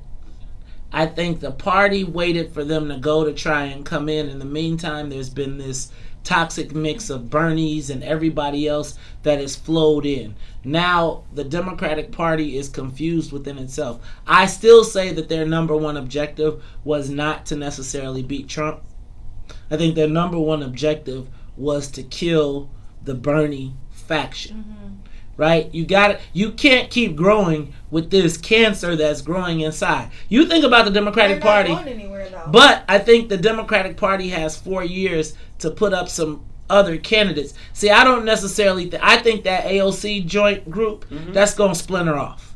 As they should. I think they're going to splinter off, and they're going to take the space that we should have taken as black people, which is the 12 or 13% that moves, that decides who's going to be the president either way, right? What we did is we're going to allow the Democratic Socialists, which have already started claiming our young people, and you put that combined with this Black Lives Matter stuff, and that, in my estimation, is the emerging party group that is going to be the deciding factor, and it's going to have our name on it, but not our people. And that, to me, is the biggest concern that I see. I think the Democrats have been a very private club that has allowed their exclusionary... They have been a victim of their own success. They basically have excluded all of the people as we were growing up, right? And I'm saying I'm not AOC, but I'm another one of those people that's like, man, nah, kiss my butt. Like, you telling me I need to be loyal to you and I need to help you stay in power, and you are you, like, literally the implication is that I have to help the people that I can tangibly point to screwing me. And I think the young people, the extreme of that is what you're seeing in the streets, right? I was listening to Herb and 2 yesterday, and I really got a different perspective on the looting, rioting, whatever you want to call it, the uprisings, etc. I don't think it's right, but I think what you got to recognize is the norms are changing. And while you still telling me to bend over and take it, or not even bend over and take it, but just act like it's the better of two evil, people are saying they're not going to take your choices of better of two evils. Right. And they can do it. And they're saying that boogeyman, which the Democrats' strategy is a failure to me, because it's like everybody is stupid. And I understand that AOC's process was to nominate Sanders, to nominate Bernie Sanders. I understand that. We know that. The issue was, and that's, I understand that part. The fact of the matter is they gave her that symbolically to say we're letting you in, but they wasn't finna give her no platform to allow her to go off on a tirade, and in that tirade call out all the people that she's called out over the course of time. It was an offering. It was a peace offering, but a minimal one at that. Now, what I'm trying to say though is, while Democrats recognize, like, so Kamala and everybody's acknowledging what's going on in the streets, but they're not doing anything to change it. It's like the person telling you, okay, vote for me, even though I'm one of the people that you're protesting against. See, I don't think that the young people I don't think the young people in Chicago see any difference between Trump and Lori Lightfoot, in my estimation. Yeah, I've seen some of them posts. I've seen some people that was on Lori Lightfoot's team is like absolutely against her now, and I was like, wait, you were standing up on the stage? Well, I think that's what people don't understand. Like, I don't think this other group is falling into the two. They're not falling into the binary choice situation, right. And their premise is, we'll tear this mug up. Y'all keep on doing what y'all doing, and we will tear this mug up. And again, I people talk about, remember when Bob Johnson said Black Lives Matter needs to become a political party? I actually think, like, I think of these kids as like the hippies, right? And they emerge as a group that leads in the future in a different way. And I think the Democratic Party has not calculated that. It's like they like betting on they're betting on fear and name calling, right? Like, I don't think people are scared of Donald Trump like that. Like, I don't think, and I don't think everybody has a historical perspective to be like, okay, this is going to be the brown shirts. And this is going to, so when you're saying that, you're talking to a whole nother crowd of people, and the average person, especially the average black man who watched all of that stuff happen, that putting Barack Obama in front of black men is like putting food behind the gate of starving people. But I think Jasmine might be right. I think they were trying to talk to suburban moms. I mean, I think that's the whole thing. I think that's where they're thinking how they can change it. Because white women, gave Trump. White women put Trump in office, and I think white women and Latino men, and black men too, though, 25%, and the lack of votes from black people in general. But back to this particular group, I think we forget that they were kids when Barack Obama was put in office. So, like, they have seen a black person as president. This ain't exciting to them anymore. It's like, okay, like for us, we're like, man, a black person. They're like, that's all I've known. That's all I've ever known. Right. Yeah, so that's Sonia giving me some clips. Yeah, I just think there's a lot. I think they thought they were talking to him, but it's like, again, the person telling you, hey man, I understand you. No fool, you did it. Right. Like, I feel like, quite frankly, I saw more black people get killed under Barack Obama and felt more defenseless under him. I ain't expect Trump to protect us from nothing. Same with immigration. Barack was sending people, back and putting them in camps and stuff like that, too. So people are like, stop giving us these crumbs. That group is. They're like, we don't want the crumbs anymore. We've seen a black person at the top of the ticket in office since we were kids. Like, that's not exciting. That's normalcy for them. And I think can I tell you, I think the best spokesperson the Democrats got, and they can't use him, right? Because he's flawed. Bill Clinton. I'm gonna tell you what. He's always the best. Bill Clinton. Yeah, he's too flawed, though. But see, here's my thing. Who sold that joint? who could? I still watch Bill Clinton and be like, damn, there was some good times back then. He can't get away with it no more. But that's my point, and I think that's the part that they don't understand either, right? Bill Clinton was the glory days for a lot of people, but now he's almost like the next poster child to young people as like, wait, y'all holding this dude up in front of us? I saw people that were actually pissed that they let him speak. And so, again, I just think the leadership of the party is far away from where the world is right now, and I just think there's a price to pay. Look, when we come back, y'all, I'm going to move, because I wanted to talk about this a little bit more at 8 o'clock. But what I want to do is talk about, did you see 4 of our aldermen have called for a special meeting? Tyler, I need you to pull up your constitutional awareness. Can 4 aldermen get together and force a emergency city council meeting? Because Leslie Hairston, Alderman Anthony Beal, why he ain't tell us why he was on the phone? He was on the move yesterday. Leslie Hairston and Alderman Napolitano are calling for an emergency meeting, and Mayor Lori Lightfoot, once again, she mad. She called him out. Grandstanding, showman. They don't listen. Where did she say that at? Oh, on Twitter or what? No, in public. The mayor be snapping off on people. She just be like, if you say something, I'm telling you, she'll trump your ass in a minute. It's the Maze Jackson Show. We'll be back. The Maze Jackson Show. We'll be back after this break. Todd, that's a different world. Yes, I just think they don't. This whole black person on the ticket, they don't care about that. They saw that when they was 5 years old. That's all they've known that. That's normal. Did y'all see that Baltimore commercial? Every group says the same thing when they're young. It's a different world, and it is because the world's constantly changing. Yeah. But they still are a small part of it. I think there's still more older people than there are younger people. I agree with that, but the world is on fire right now. I don't think we've seen cities burn. I don't think we done seen cities burn. And if it were not for this pandemic, during the Great War. Woo! If it wasn't for this pandemic, y'all would be in trouble. Be like the way people are making money and people were doing good. If it was not for this pandemic, Woo! we wouldn't even. It would be like. It wouldn't be no problem. But you know what? I did my own little experiment yesterday. One of my Facebook friends is a Republican, white Republican out of Arizona. Oh, jeez. And so she said that's a slave she territory. Posted it. Y'all worried about slavery. Y'all. No. I mean during the War of the States. Yeah. They were on the Confederate side. Yeah. I think all those states. Yours too, Alabama. Of course. They haven't really changed much since the war. She posted on her page and was like, "Who do you think is going to win the election?"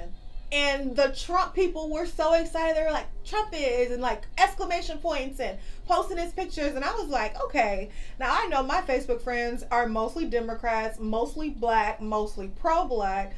Let me ask them. 90% said Trump. They weren't excited about it, but they were all thinking Trump. The only 2 or 3 people that said Biden were like people who had Harris and Biden as their profile picture. Like they are like actively like they trying. Were all in. So and so even the folks who want Harris and Biden to win, I don't think they even believe they are. You get what I'm saying? Like, because none of them even posted and said I think Harris and Biden or whoever. Like all the people that were like I think Trump's gonna win. But I know they don't necessarily want Trump to win, but I don't even think the excitement is there the way that it was under her page where all the Trump supporters was like, Trump, and I'm so excited, and we're going to do this and do that, and you know, what's the crazy thing he say? Burn the, what is it they be saying? The swamp thing? Drain the swamp. Yeah. Like, you know, so, I don't know. Do you think Trump's going to win? Still too early. It's still too early? Mm-hmm. When would you don't want to say it, Todd. No. I don't. But don't you think as the loyal Democrat that you are, that you should be a little bit more, if this, in a good way for Biden and Harris, don't you think you should feel at least to some degree that Biden and Harris has a chance that they might I do win? think they have a chance. Or I would say, yeah, I think Trump's going to. No, they have a chance. You think they have a chance? Oh, yeah. This ain't over. What's the who do you think's gonna win? Well, I already know who you think's gonna win. Who you think's gonna win? Trump. Yeah, I think Trump wins. I think I don't think that the Democrats have he's bad, but they have not sold any. To me, they have not done anything to sell Joe Biden. All they do is just. They just say Trump. And like, I think that people. What night are we going to do that? Maybe Joe Biden's going to. Joe Biden's tonight. But I don't think that. I'm going to talk about can Joe Biden bring it home tonight. But I don't know if.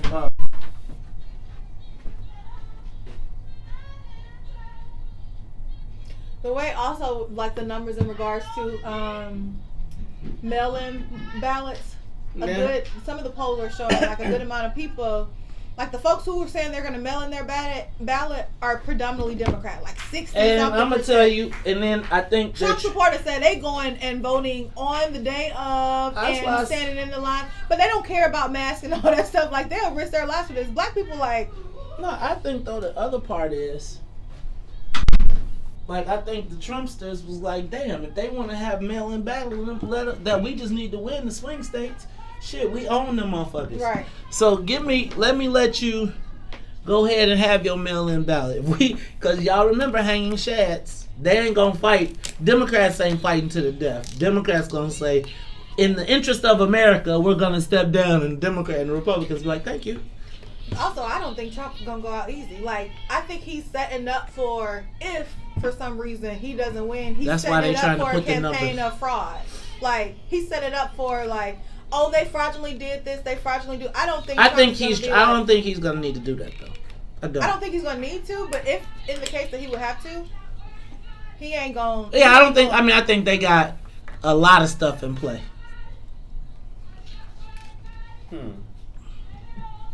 Jesus! I stopped worrying about it. I turned over to the Lord. He worked it out. Oh, yeah. Jesus can work it out. Jesus can work it out. Oh.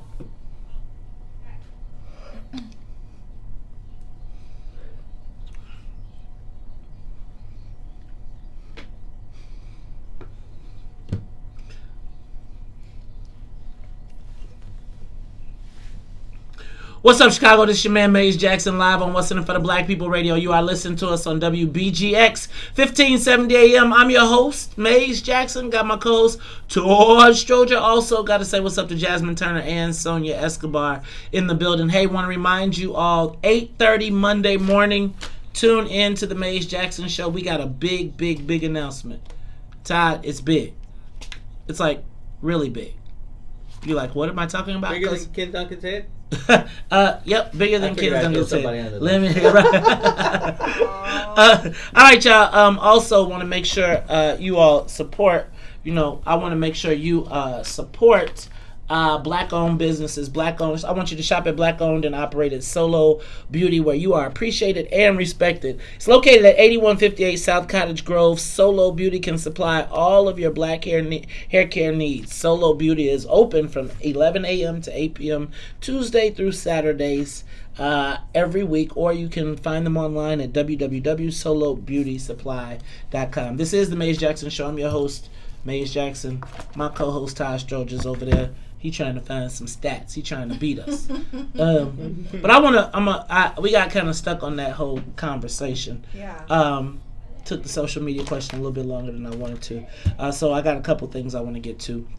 Todd, first of all, did you see Alderman Anthony Beale, Alderman Leslie Hairston, Alderman Ray Lopez, and Alderman Anthony Napolitano have called for an emergency meeting regarding getting the National Guard here for looting, to stop the looting, and to make the downtown safe. Yeah, but Alderman Harrison is saying that she may pull back because they may not have a quorum, and she's talking to the mayor's office. Well, I think so. This is another one of those things where you stand in unity. Remember we was talking about the unity thing? Right. This is one of those unity moments, right? So here's the deal. The mayor, I saw the response because I posted it and shared it. And people were like, so I don't care about no daggone National Guard, and he just showboating. And the mayor, oh my God, the mayor's response was crazy. So you see if you can find the mayor's response, because she snapped off. She said they was showboating. This in the press conference. Right. She called them out. She just, once again, in a way that is not building allies. This is not gonna, everybody's gonna have a story when she needs it. Mm-hmm. Like, here's what it is. It's like, I ain't gonna do you now. I'm going to wait till you really good and ready, and I'm going to remember. Remember that time you told me I was grandstanding? Remember that time you called me up? I can't help it. It's not now. You got to save it till when you really need it. But they called for a meeting of the National Guard. Now, I think a lot of Chicagoans are like, no, we don't want no dang on National Guard. Why y'all whining about the property? That's all y'all got. I believe... And when I first saw Alderman Hairston's response, she talked about the fact that she was really trying to use this to leverage this to get attention on another issue. What's the other issue? We got to find it. But she was asking for a hearing on the police and their treatment of people or something along those lines. So she tried to backtrack. Well, no. So she wants, like, if you get arrested at a protest or something, she wants the police to give you a sheet of paper that tells you where you can get lawyers and stuff like that. Oh, right. They wanna make the police officers give out information. But I'm not even bugging out. What I want y'all to understand is these aldermen are trying to use what we call leverage. Do you all understand what leverage is? Leverage, well, let me tell you. Leverage is when you use the power that you have to force someone who won't do what you want them to do or acknowledge you to do it. Now, what I want Todd to find out is can four aldermen force the meeting? Yes. So, here's what happened. 4 aldermen got together and looked at the rules and said, how... We are being ignored by the mayor of the city of Chicago, right? We cannot get the mayor to respond to us regarding any of the budget. We cannot get her to respond to us regarding any of the issues that are of concern to us. But how's the National Guard going to address the budget? I thought it was really about the looting. Back up. That's what I'm going to explain to you. Okay. Leverage. So, what is the most pressing issue that would cause the mayor the most embarrassment or the most uncomfortable it's not the looting of the black community. Right now, the most pressure she is receiving is from who? The Downtown Business Association, right, who she cares about the most. And guess who would love to see the National Guard come protect the downtown? BOMA. The business operators on Michigan Avenue. Yeah. So now what they are doing is staking a claim or staking a space that allows them to leverage who could potentially be her biggest donors. Now, what I am suggesting to you is Ray Lopez also has a 33 bill or ordinance that he is trying to force that would increase the amount of black contracting, but it's been called a showboat. What you are watching right now is people trying to leverage their aldermanic power to force the mayor to take some action. Now, as Alderman Hairston, and even as Alderman Lopez said on my page, Alderman Hairston is not about trying to bring the National Guard. What she is trying to have the discussion only. But the discussion puts the mayor in another conundrum, because if people from Chicago start to raise the awareness, then she has the additional pressure of President Trump, who is now saying, your people are screaming for help. Now, the mayor, in response, can't afford that because she would be embarrassed, right? So what she's going to do is tell her members not to show up to the meeting because she wants there not to be a quorum, and they are leveraging every piece of anything they got to stop this. And they're telling, because the mayor got on, she was pretty obvious. She was like, I'm going to tell my allies they better not participate. Basically. That's a threat. Right. Don't. Now, we currently have a mayor who refuses to listen to anybody but the white pencil necks downtown. Right? Realistically. We are now watching as the maneuvers and the machinations begin to happen to start to force the change of the dynamic. I'm going to be honest with you. I don't want the National Guard, but I do think that we should not just look at the surface. I think what you should look at is, this is the same brother who told us that there were members of organized street gangs walking around, street organizations walking around assaulting black people. Nobody wanted to believe it until we got basically put off the radio for talking about it.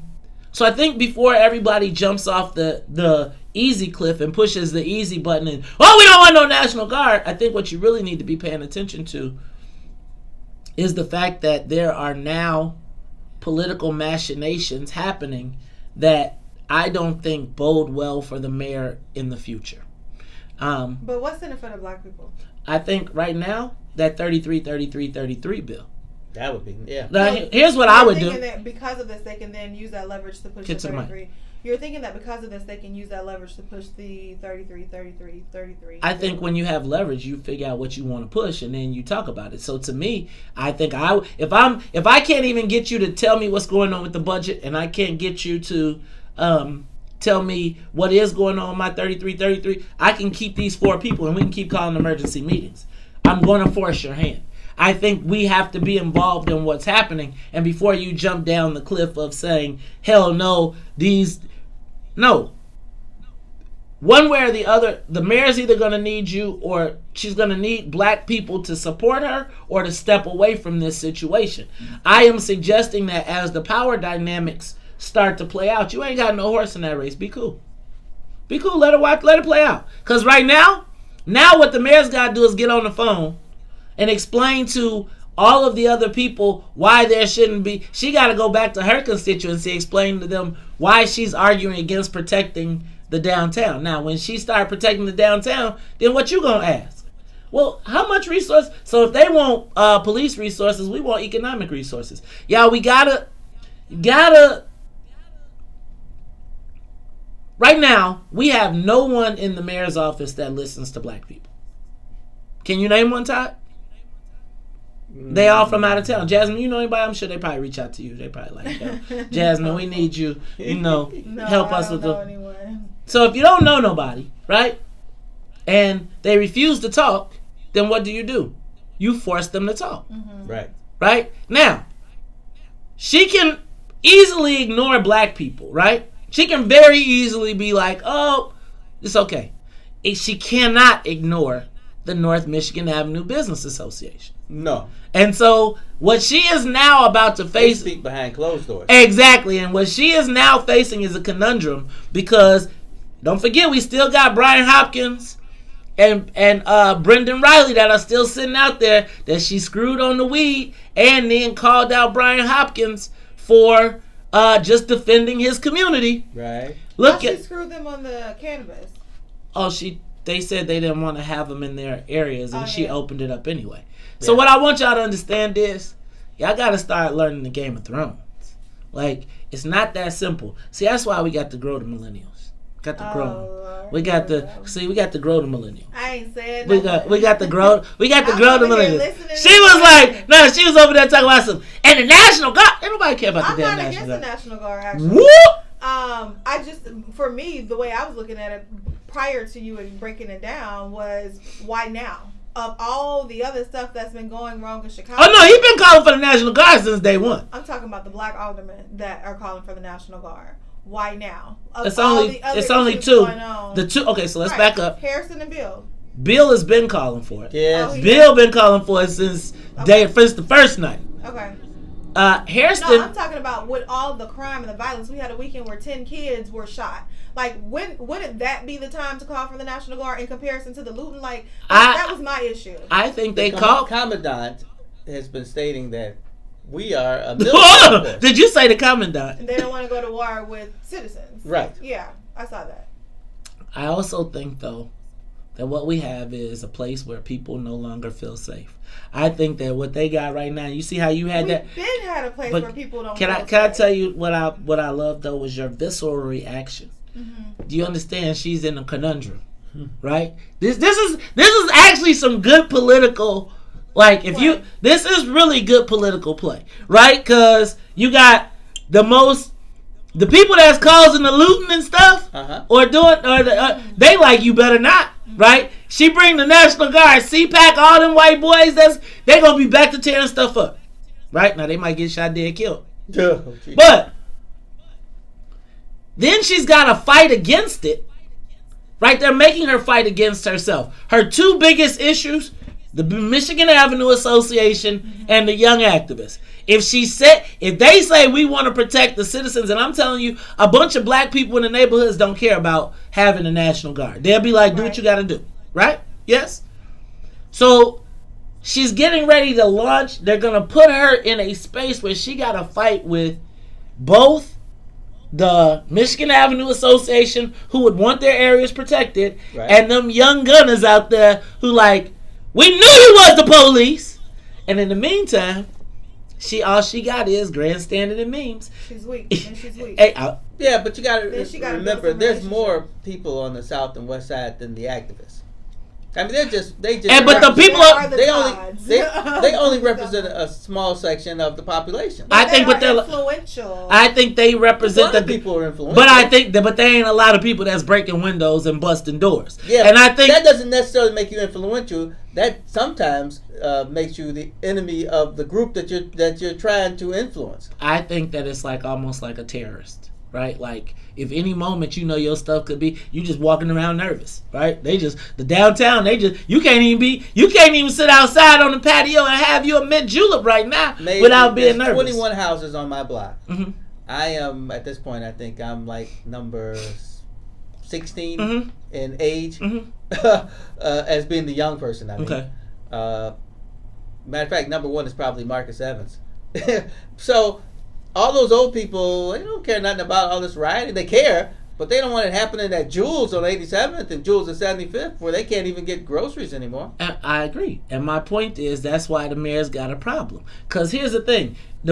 She keeps saying she don't want no National Guard. She don't want no people. She don't want the people. But the people in the neighborhood, if it's going to stop their jewel from getting torn up, they down with it. Because they like, yo. Now, again, but the people that she has to worry about when she activates this, right, are the same people that's going to come downtown with them, pop up them umbrellas, and start launching the stuff. She ain't worried about, like, all us sitting out, Right now, they're in the nucleus of if this. the police actually did what your friend, the old superintendent, Eddie Johnson, no, Gary Irish one. McCarthy. Yeah, said, and they actually made an effort to go out and grab all those people and lock them up. I think half the world would be like, shoot, thank you. I think the police done checked out. Yeah. So that I think the police have checked out. They like, okay, so y'all gonna let it. I'm just telling you. Yeah, but you can always have a group, and I'm sure they have the remains of some of these kind of SWAT type people who would love to be dressed up in black with riot helmets and stuff and go out and do something positive. Hey Todd, I talked to some of those guys, and they like now the way that it is, the mayor would throw them under the bus so they don't want to become viral videos that get played. Like I'm telling you, like there is I was talking to one of my guys and it was going down, and he was literally in the car headed into the mix.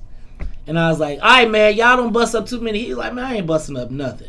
He was like, let me tell you, I'm going to protect myself, and I'm going to make sure that I'm straight and the people with me are straight. They can have them statues. They can have downtown, because ain't nobody going to the end of the world for the mayor who, at the end of you trying to protect yourself, she attacked the guy who gave some protesters a middle finger. They spit on him. They threw. I'm telling you. We are at a... Yeah, I think you're right. She's lost the police. She's lost the police. They just want to go back home to their families and get their retirement. And if you read... have you ever read the posts of the police wives? Like... No. Okay, no, but the white women that's the police wives, that's what's making... They live in the suburbs. And that's what's making me say, y'all ain't getting the white women in the suburbs. But they all divorced? No. No, I'm talking about like when you talk... I look at the... Like, I have friends who grew up who are suburban police. Oh. Right? And I don't even think of them as having the same... But they even see it the same way. And so when I think about white women in the suburb, I just think about sitting around the other day. And we were sitting around at that event, and all of them white women who you would expect that was like, no, last time they would have been like, no, grab them in the cooch. They are not talking about that. No. They are talking about the loss of control in the city, the county, the state, and in the country. And it is that argument of law and order that I just think. And if Trump could communicate that in a debate, like in a way to where he doesn't mess it up, he could really ruin Joe Biden in a debate if he were to kind of get to those points. I just think he's too arrogant. Because that's not his thing, right? That's what I'm saying. If he's just too arrogant, but if somebody would just talk to him and have him communicate that, have him communicate what he's done in regards to criminal justice reform, that would make in him a comparison normal to human Biden. being. Like, if someone actually was able to help him see that or communicate that in debate, it would be hard for Biden to really pull, one, the white women he's trying to pull, and also convince black people that Trump is worse for them than Biden is. We already know from the people who've left this administration, he don't want to hear from nobody else. He got his mind made up on what he wants to say. That's the problem. Well, I think he had his mind made up the last time, right? I don't see anything fundamentally different. I mean, I think... Well, now we know more about him. You always know, once you have a record, now people can talk about you. Yeah, so I think our mayor, Mayor Trump, because I think she's no different than President Trump. No, I think she is President Trump. She was a Republican. She is a Republican. She just became the president. She became the mayor of Chicago, so they just assume. It's sort of like Mayor Daley was like, nobody has to say what they have. Right, we have a nonpartisan, so you just say what you are, and you just go hang out with the people. I mean, think about it. You go hang out with Republicans. I mean, think about it. Think about this. In what world does the top Democrat in the state share season tickets with the top Republican in the state? Who's the top Republican? Durkin. They share. They split season tickets. Who? Durkin and the mayor. Oh, think about that. Think about that though. Think about they share season tickets to the White Sox. I think it was telling when she tried to bring in that corporation counsel from where was it? He's here. He's here. Oh, I thought she just changed the rules. Oh, and then she just changed the rules, and everybody went along with it. Let's play the Lori clip, because I just wonder sometimes, does Lori even really like the black people? Let's go, Sonia. What? Small handful who decided to use this moment of crisis to grandstand. The speaker. They stuck out like a sore thumb, choosing to serve themselves instead of their residents who elected them, choosing to put their own selfish interest ahead of their city and their communities. And it is selfish, and it's also shameful. And it is an utter contradiction to the spirit of public service that you see the vast majority of city council members display. I'm personally embarrassed that one of those individuals is the alderman who represents my ward, the 35th. We are coming for you. Do we have the clip of her? You find that Ray Lopez clip. Find the Ray Lopez clip exchange. Todd, I don't know where this. You got it. Play it. Town is in lockdown. Our neighborhoods are next. And our failure to fully get ready for what's going on in the neighborhoods, we're seeing this destruction and we're thinking that it's going to somehow end tonight. We have seen where this has gone on for days. And we need to come up with a better plan for days, at least for the next 5 days, to try and stabilize our communities. Right now, Mayor Back of the Yards has in Brighton Park, from Halstead almost all the way through to Kedzie, along 47th Street, has been a virtual war zone. Ashland Avenue, which borders between me and Alderman Taylor, has had 400 people in 4 lanes of traffic almost for an hour. We can't expect our police, and I don't fault them at all, to be able to control this. But I know that we asked our faith base yesterday to stand as the front line between police and looters and rioters. And I'm simply not comfortable telling my churches, those people, to be the intermediary in the middle of a riot that's citywide. We need something better, because right now we only have 370 whatever National Guards on standby. Half our neighborhoods are already obliterated. It's too late. We have to come up with a better plan, because my fear is once they're done looting and rioting and whatever's going to happen tonight, what happens when they start going after residents, going into the neighborhoods? You know, we know that people are here to antagonize and incite, and you've got them all pumped today. They're not going to go to bed at 8 o'clock. They're going to turn their focus in the neighborhoods. I've got gangbangers with AK-47s walking around right now, just waiting to settle some scores. What are we going to do, and what do we tell our residents other than good faith people stand up? It's not going to be enough. Thank you, Alderman. Next question. Well, no, I want an answer. You commented on everybody. I want an answer. It's not something you ignore. This is a question that I have. I think you're 100% full of shit, is what I think. If you think no offense, hold on. Who are you to tell me I'm full of shit? And if you think we were not ready and we stood by and let the neighborhood go up, there's nothing intelligent that I can say to you. Well, maybe you should come out and see what's going on. The stupidest thing I have ever heard. That you think that Mayor, you need to check your attitude. That's what you need to do. Because right now, you need to check your attitude. Wait a minute. I'm being disrespectful. AM 1570, WBGX Harvey, Chicago. Hold on, you know what? So Jasmine, we went to break. Are we gonna go to break? Let's do this. Let's go to break. We're gonna continue this conversation when we come back. That was Jasmine's first time hearing it, so y'all, we'll talk about it more. Is that when they have to cut off the mic? Sonia, okay. No, I don't think they cut the mic off. They had a meeting. It was a Zoom meeting with the city council. Right. So they kept going. Your premier we had to take this side security dealer.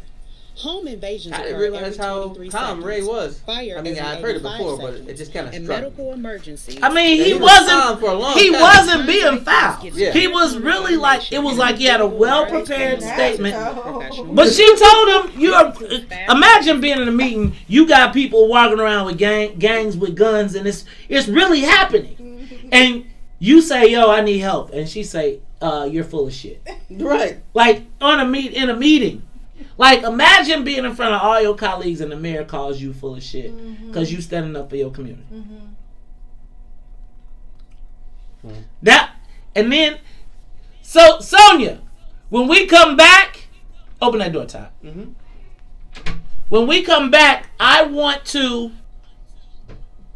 play the mayor again, then come back with the Ray Lopez again. and then we're going to go into the discussion. So come back from the break with the Ray Lopez cut. Yep.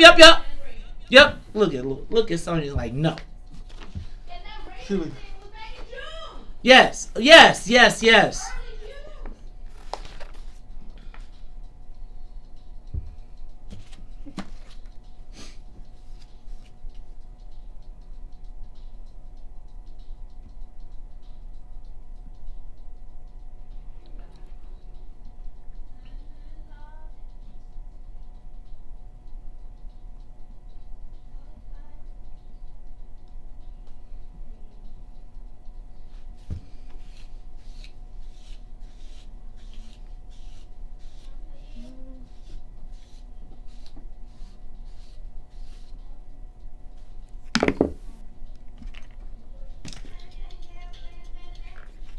Do y'all go take naps after the show?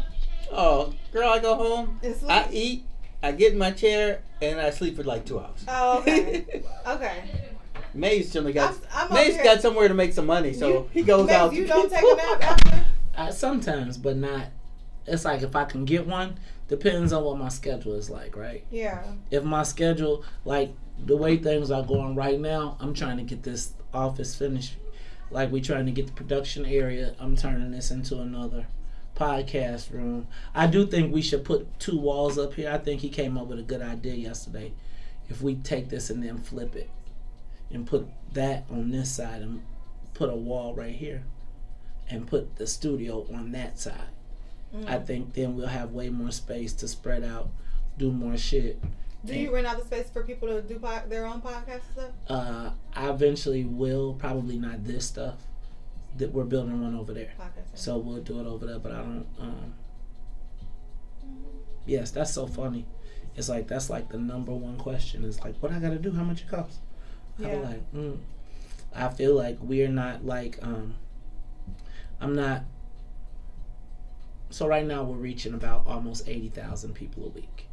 Wow. So if I can reach, I think when we make our announcement and we add the rest of the shows, that's 80,000 with just my show and the 3-day show. When we do 12 hours of programming, we gonna be so far off the chain. Like I believe that by the end of the year we'll be at a reach of 1 million people a month.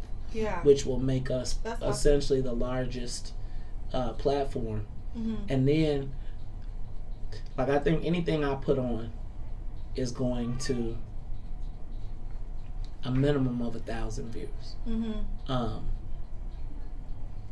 think now, like when we add more stuff, I want to get it where people are in. They turn on at 6 o'clock, and they don't turn it off until 6 o'clock at night.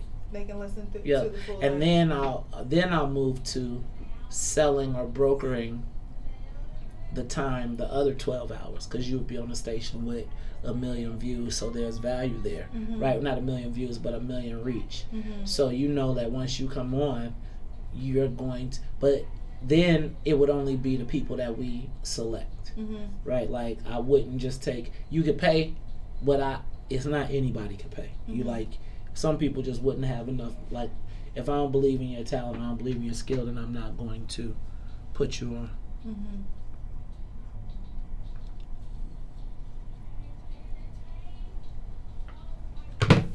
All right.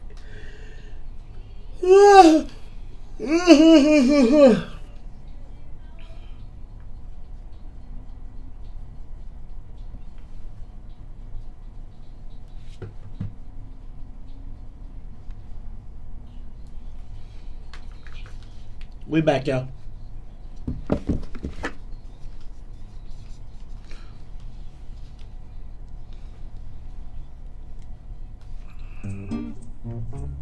Looking at this generation, feeling hopeless.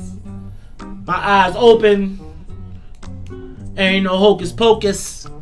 Said and done, they will all know us. It's all Lois. But you woke us. Not a follow. Made Moses.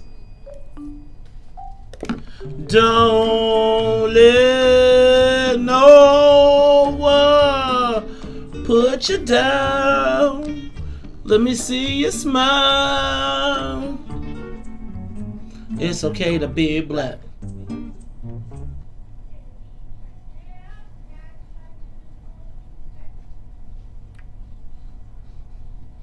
Shine, shine, you're beautiful inside. Hey, rise up, rise up. Don't you know you can? Wake up, Chicago. Wake up, world. That's right. It is 8:07. That means you got 53 minutes to get there. The weather outside is 70 and sunny. We got a high of 86, a low of 60. A low of 66, but I think we done missed that already, y'all. Hey, it is the Maze Jackson Show. I'm your host, Maze Jackson. Got my co-host, Todd Stroger, but y'all know how I do at the top of the hour. Gotta say what's up to the rest of the team. Shout out to Jasmine Turner sitting in with us right now. She is sitting in for Ruthie Mizzo. For sure. She's jumped right in, started jumping on Todd. So I think we got the millennials. I think Todd, I think I got this right. The sparring, y'all go straight across the table with each other all the time. Now you know I got my musical conductor, the soul playing, right? Miss Sonia Escobar, the musical conductor. Sonia, how you feeling? You're loving it. I'm loving it. All right, speaking of loving it, can we get some McDonald's up in this joint? McDonald's, come on back. I know that's all right. Come on back, McDonald's. We'll take you as a sponsor. I'm telling you, you better be where the people at. Speaking of where the people at, Todd. Yes, sir. Monday, 8:30 a.m. right here on the Maze Jackson Show. Big announcement. Big announcement. Big announcement. Now, if you want to get early, you know what? Maybe I should tell people early. How many stars would you pay if I told you early? Oh, don't forget, show us some love on those stars. All those people, you know, those stars, if you are looking for a way to support the Maze Jackson Morning Show, let me tell you, that is the way to do it. Let me check out something real quick. I want to go to we fell off today. We ain't getting no love on the stars today. Good goodness. I thought I saw some stars. Good goobly goob. Good goobly goob. Good goobly goob. I only see when I go to the live dashboard. I see. Hold on, let me check and see what I'm working with. Y'all make sure y'all show us some of that love. That's how we finance these things. Okay, let me go to the live broadcast. Let's see, top star senders. All right, there goes T. Renee. Shout out to Bernard Brown Sr., Maisie Harris, Christopher Denson, Kathy Wiley, Stephen Hodo, Big Brother Kane, Mufasa Red, Gloria, Descendants of Slavery. Dang, I can't get that. It don't even fit on the whole page. Shout out to Kenny Cool and Marvin Bell. Hey, y'all. Also want to remind you all, don't forget to check out Solo Beauty, 8158 South Cottage Grove. Todd, you can go there, get you all your hair care products. You too, Jasmine. Right? Yeah. You know, get your soul glow. I can get some of that Carmelone stuff to put in my hair. They got some Beijing for you. We gonna get Todd. Y'all Todd gonna get. We gonna paint Todd a hair. We gonna paint Todd a hairdo. Remember that time when Carlos Boozer tried to paint his hair color? It was dripping. Woo! LeBron figured it out. It gotta be something. LeBron got so much money. He just cut what he figured out was, I don't care what you think. Right? No, what he figured out was I could just buy somebody else's scalp. You must not have seen him on the TV the other day when they were playing. It's funny because it's like he's got a lot of hair here, and then it's cut. He wears a toupee. Well, not while he's playing. He wears a toupee? Yeah, he does. Remember they told him. Remember Anthony Davis showed that video of him, and Anthony Davis went and fixed his toupee for him on the game. Well, not the last game, because you could tell how it was like balding right in the middle, and you're like, huh, that's interesting. I thought maybe it was like plugs or something like that, or there's like some really rich way to, plug a whole bunch of hairs into your head. Well, my first thought was, I'm surprised he hasn't gone bald, because most people. Okay, so I want you to Google LeBron's hair falls out during game but doesn't know. Anthony Davis helps him. Well, after that happened, he must be like, I better not do that no more. His headband came off, and the headband holds it all. It was holding all in. Ah. Yeah. How you missed that? You supposed to be. But you know what? It's okay for men to wear hair extensions. That's that bull. That's that bull. That's that millennial bull. That's why they don't know what their gender is. That's why they bent all up. It's not okay for men to wear hair extensions. Some men really struggle with hair loss. So cut it off. No, it's easy for you to say because you don't struggle with hair loss. You see, I got a full. And you was picking it. Look, I got it. Your fro. Don't get it twisted. My joint is. My joint. I you know what? I this COVID made me. It just let me know I still got it. Hair.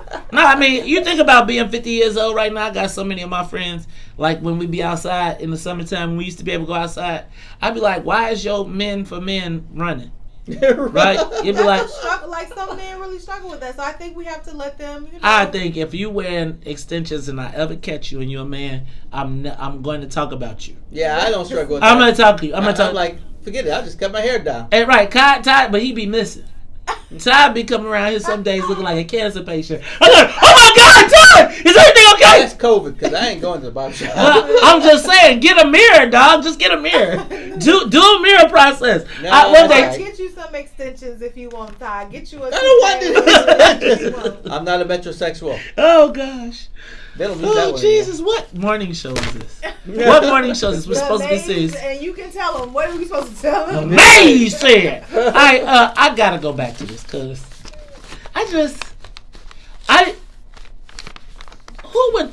is there like a school of couth? Yeah, there used to be. When you were young, you could go to, what they call and that Sonia, school? see if you can find a clip of the mayor throwing rhyme under the bus too.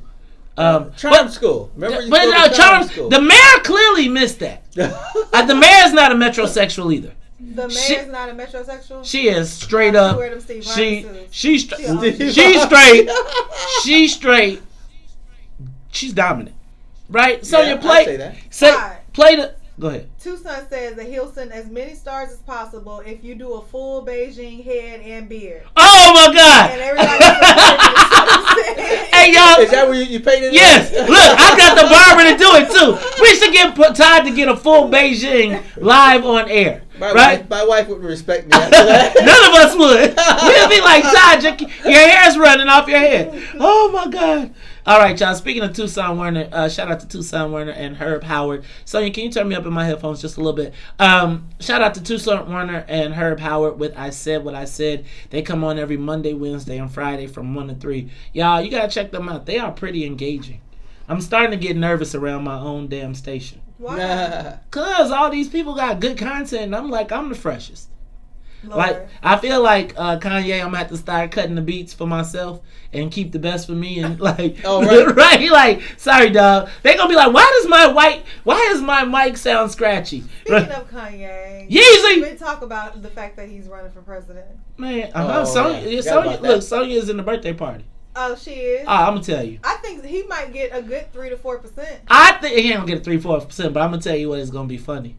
It's going to be all the Democratic states that are embarrassed from him getting votes, because he is going to get some votes. He's going to get some votes. And it's going to be, Doc Walls gets some votes. But we're going to have to check on him when he loses, though. Like, I think that might be, like, really...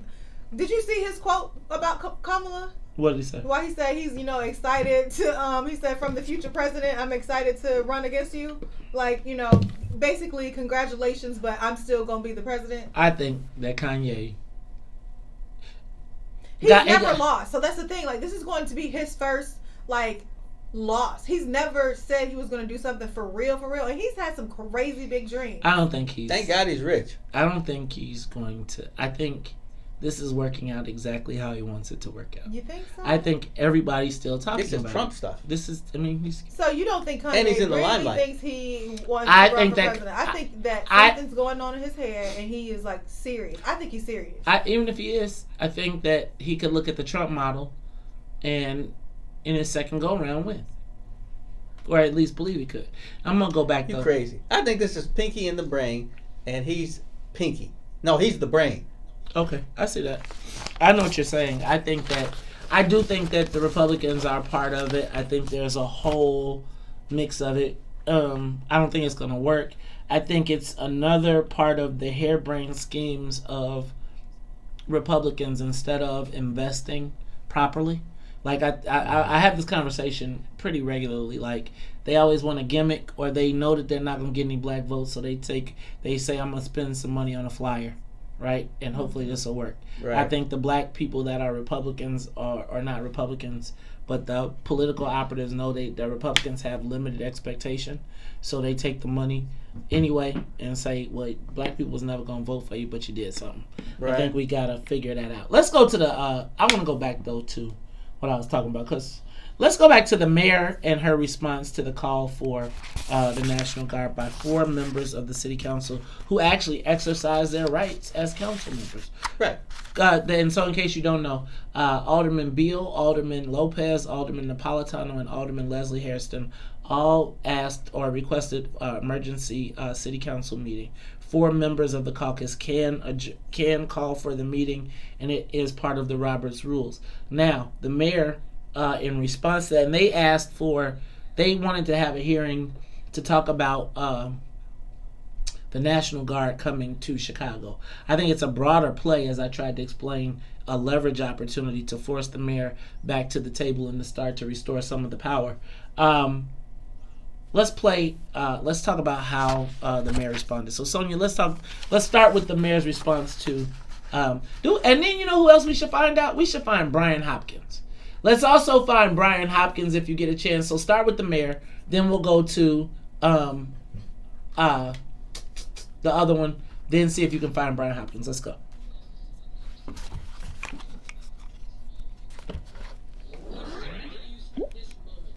A crisis to grandstand. They stuck out like a sore thumb, choosing to serve themselves instead of the residents who elected them, choosing to put their own selfish interest ahead of their city and their communities. And it is selfish, and it's also shameful.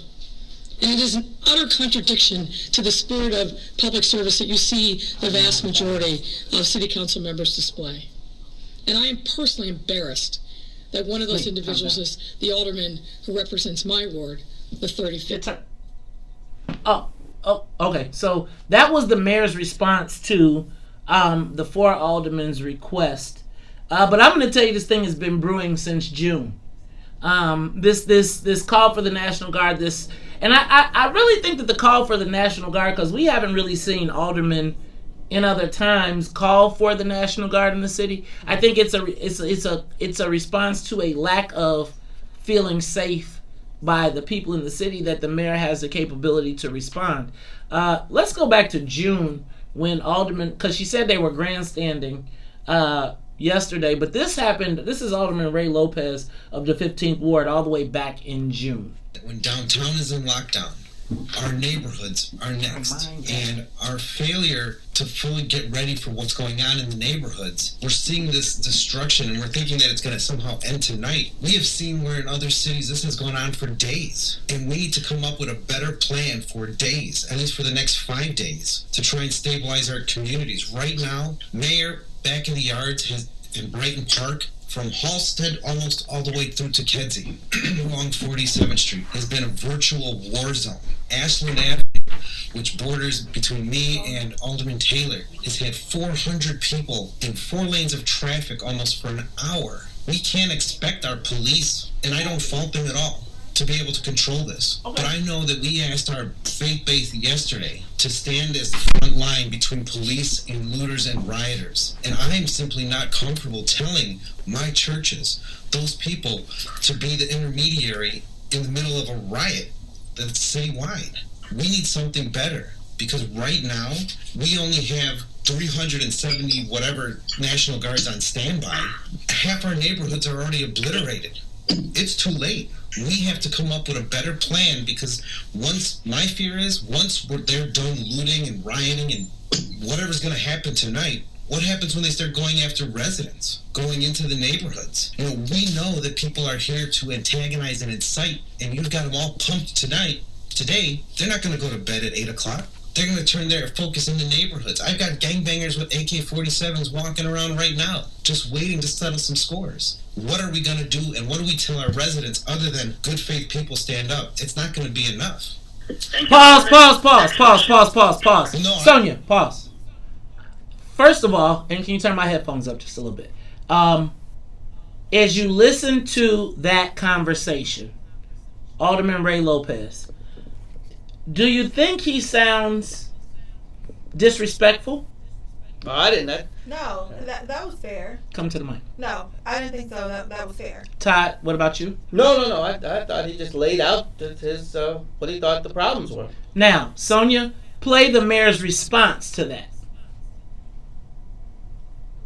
The same with the same response that where she goes into the F, into his response in the full of, because I think that the alderman, quite frankly, did what he was supposed to do in representing his constituency, right? And what was happening, and he's on the ground. Here's the mayor's response to that. Residents, other than good faith people, stand up. It's not going to be enough. Thank you, Alderman. Next question. Well, no, I want an answer. You commented on everybody. I want an answer. It's not something you ignore. This is a question that I have. I think you're 100% full of shit, is what I think. If you think no offense, hold on. Who are you to tell me I'm full of shit? And if you think we were not ready and we stood by and let the neighborhood go up, there's nothing intelligent that I can say to you. Well, maybe you should come out and see what's going on. The stupidest thing I have ever heard. That you think that you... Mayor, you need to check your attitude. That's what you need to do. Because right now, no, you need to check your attitude. Wait a minute. I'm being disrespectful. She just told me I'm full of shit. Everybody, come on, let's calm down. Come on, now. So, let's just be clear. The mayor does not take criticism well. Not at all. She was like, I gave you a chance to move on. Because she was like, okay, thank you, Alderman. And then when he came back, she was like, oh, hell no. Yeah, right. Now, can I point out to y'all that while this was occurring, y'all do understand that there were, what he talked about later on in that meeting was acknowledged by the Alderman Rodriguez, right? That they had definitely used street organizations. We then later uncovered the fact that there were emails that the mayor's plan wound up with black people being assaulted. Right? We saw that. Wait, they acknowledged it. Yeah, they basically hired street-based outreach organizations to protect the neighborhood. Those Latinos. He means the gangs were patrolling the streets. With right, the with Latinos were attacking people. With the direction of the mayor, though. So at the direction of where the Latinos were keeping black people out of their community. Yes, was financed by the mayor encouraging those same people that the alderman was talking about to protect their neighborhoods. Wow. And then they got an email that acknowledges that it went wrong, and they're trying to figure it out. So while even if that wasn't the case, yes, just the thought that they were doing something, all she had to do to say to Lopez was, our public safety people and our police are making a plan, and we'll get back to you later with it. And what she chose to do was to call him. Now, if Donald Trump did that, I mean, think about the gravity of that. Could you give me the full of, like, so you're like, you're making me work. I got all these things. I got all these clips. But the fact that the man literally took the time to write his stuff out. Right. Yeah. And be like, so that, and you know how when you know you can be emotional? Or you know you got a problem, so you write your stuff down and say, right. Let me stick to the script so I don't I know that if I say anything, she's already hypersensitive, let me tell you. And the response to that heartfelt plea is, Alderman, well, Sonia, we need to just clip that and keep it. You are full of, right, because I wish you could have seen your face.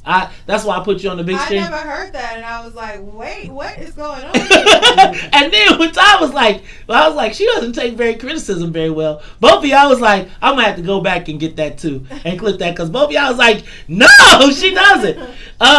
They cut out some of the more vulgar spots. Well, we gonna play the unedited clip one day.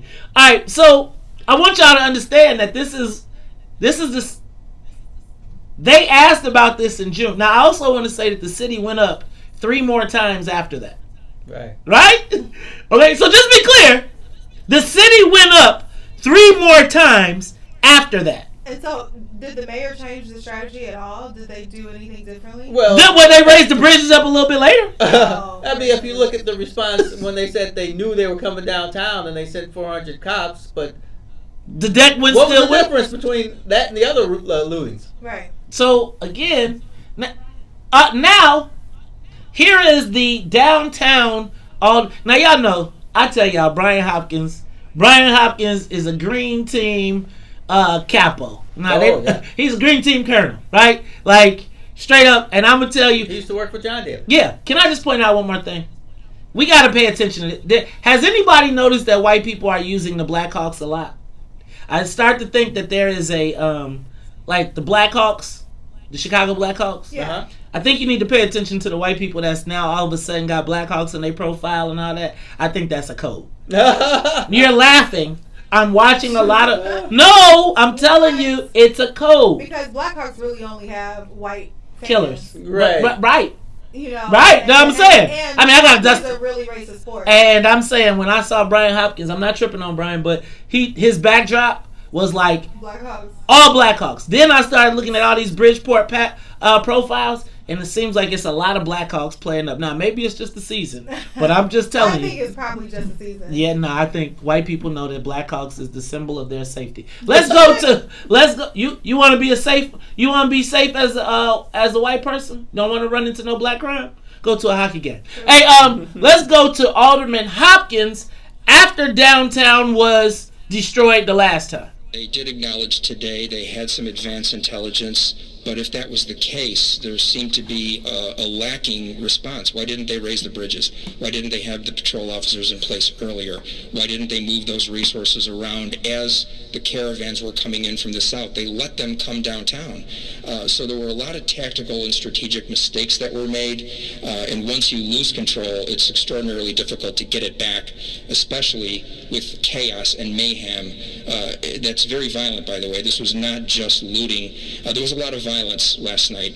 There were threats on the police officers, rocks and bottles thrown at them. 13 of them were injured.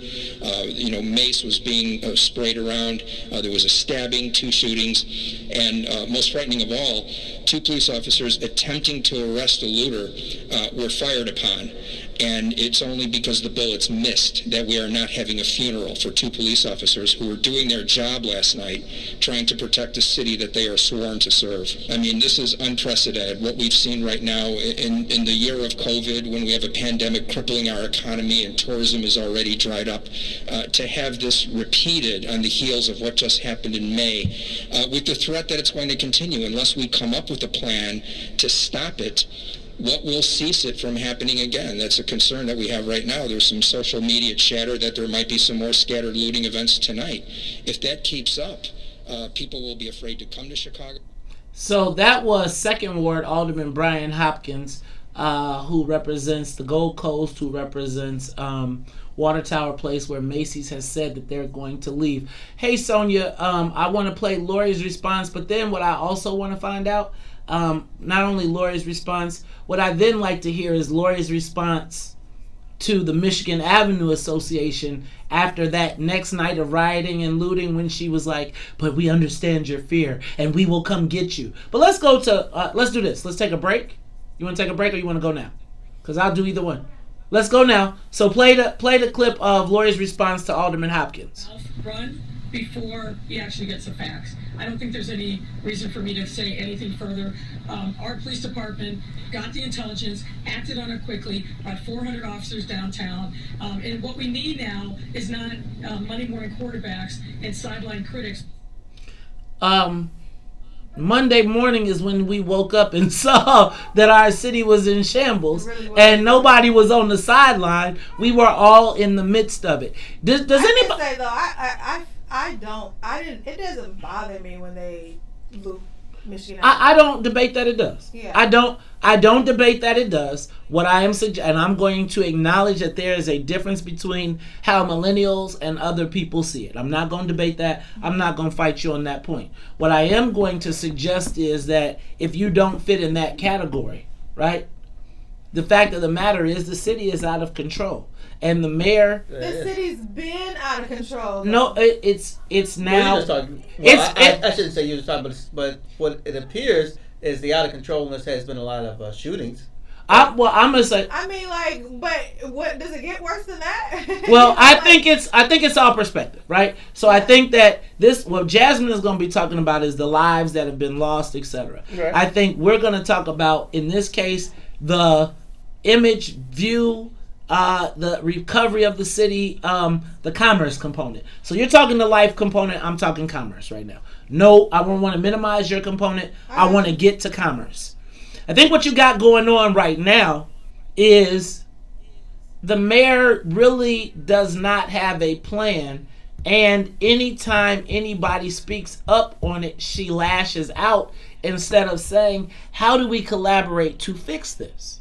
Right? It is always a personal attack. It is, I don't think that Ray Lopez said anything wrong. And I think if you were the mayor of Chicago, the most powerful person, and you fronted me in front of all my colleagues, I don't know how I would respond to that either. Yeah. I think to call Brian Hopkins is the one who said ain't no kids in McCormick in a water tower till after 4:00 without parents. But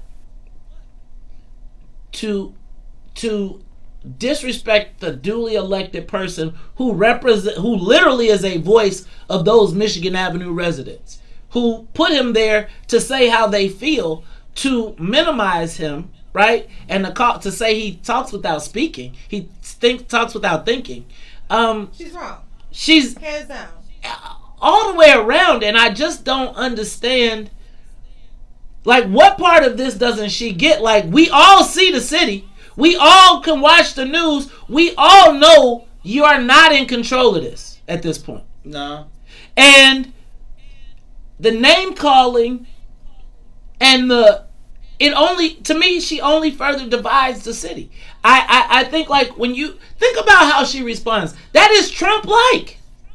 It is? That is truly Trump-like. No, it is. And which is why they have such fun going back and forth with each other on social media. Except for she's going back and forth with him at our expense. Mm-hmm. She's on the same TV show telling us, we're not going to recover. Do y'all understand? She was just talking about furloughs and layoffs if we don't get money from the Fed. Oh, there's going to be furloughs. Like, oh no, y'all going home. I assume there'll be layoffs, but I know there'll be furloughs. Like, y'all going home, y'all taking some weeks off. Now, Jasmine, I'm not in this right now. I don't know what the outcome is going to be of this election. Let's just say I just don't know. I don't know if Uncle Joe brings it home tonight, and then with no campaigning, does he have the enthusiasm levels to get it out? No, and yesterday on Chicago Tonight, the Indian American woman, Indian African, whatever the hell she was, acknowledged what Democrats refuse to acknowledge. Which is? That there is a real issue with this Kamala thing in the black community. There is So somebody did acknowledge Yes! It was like, she's like, now they had to do it in a politically correct way, but the lady and I feel like they're burying their heads in the sand. So now my concern is, if I'm watching and I am a political strategist, and I'm saying the Democrats are still, in my estimation, coming out of this convention playing not to lose, not to win. Now I'm getting nervous with this mayor who done picked the fight with every damn body. Who does she get along with? Who? Give me an example. Besides Neil Bloom, rich white boy who gonna buy the casino.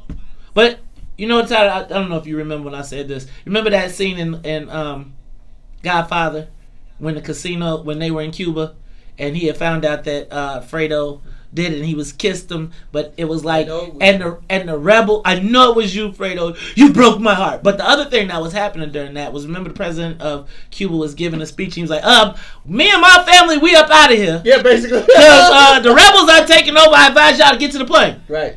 That is what the casino downtown is going to look like. Them rebels going to be coming in, taking slot machines. Can you imagine if the downtown had a casino and went up with this mayor? Boy, that would be something, wouldn't it? Can you imagine that, though? Can we? Look, y'all. I'm just going to tell you that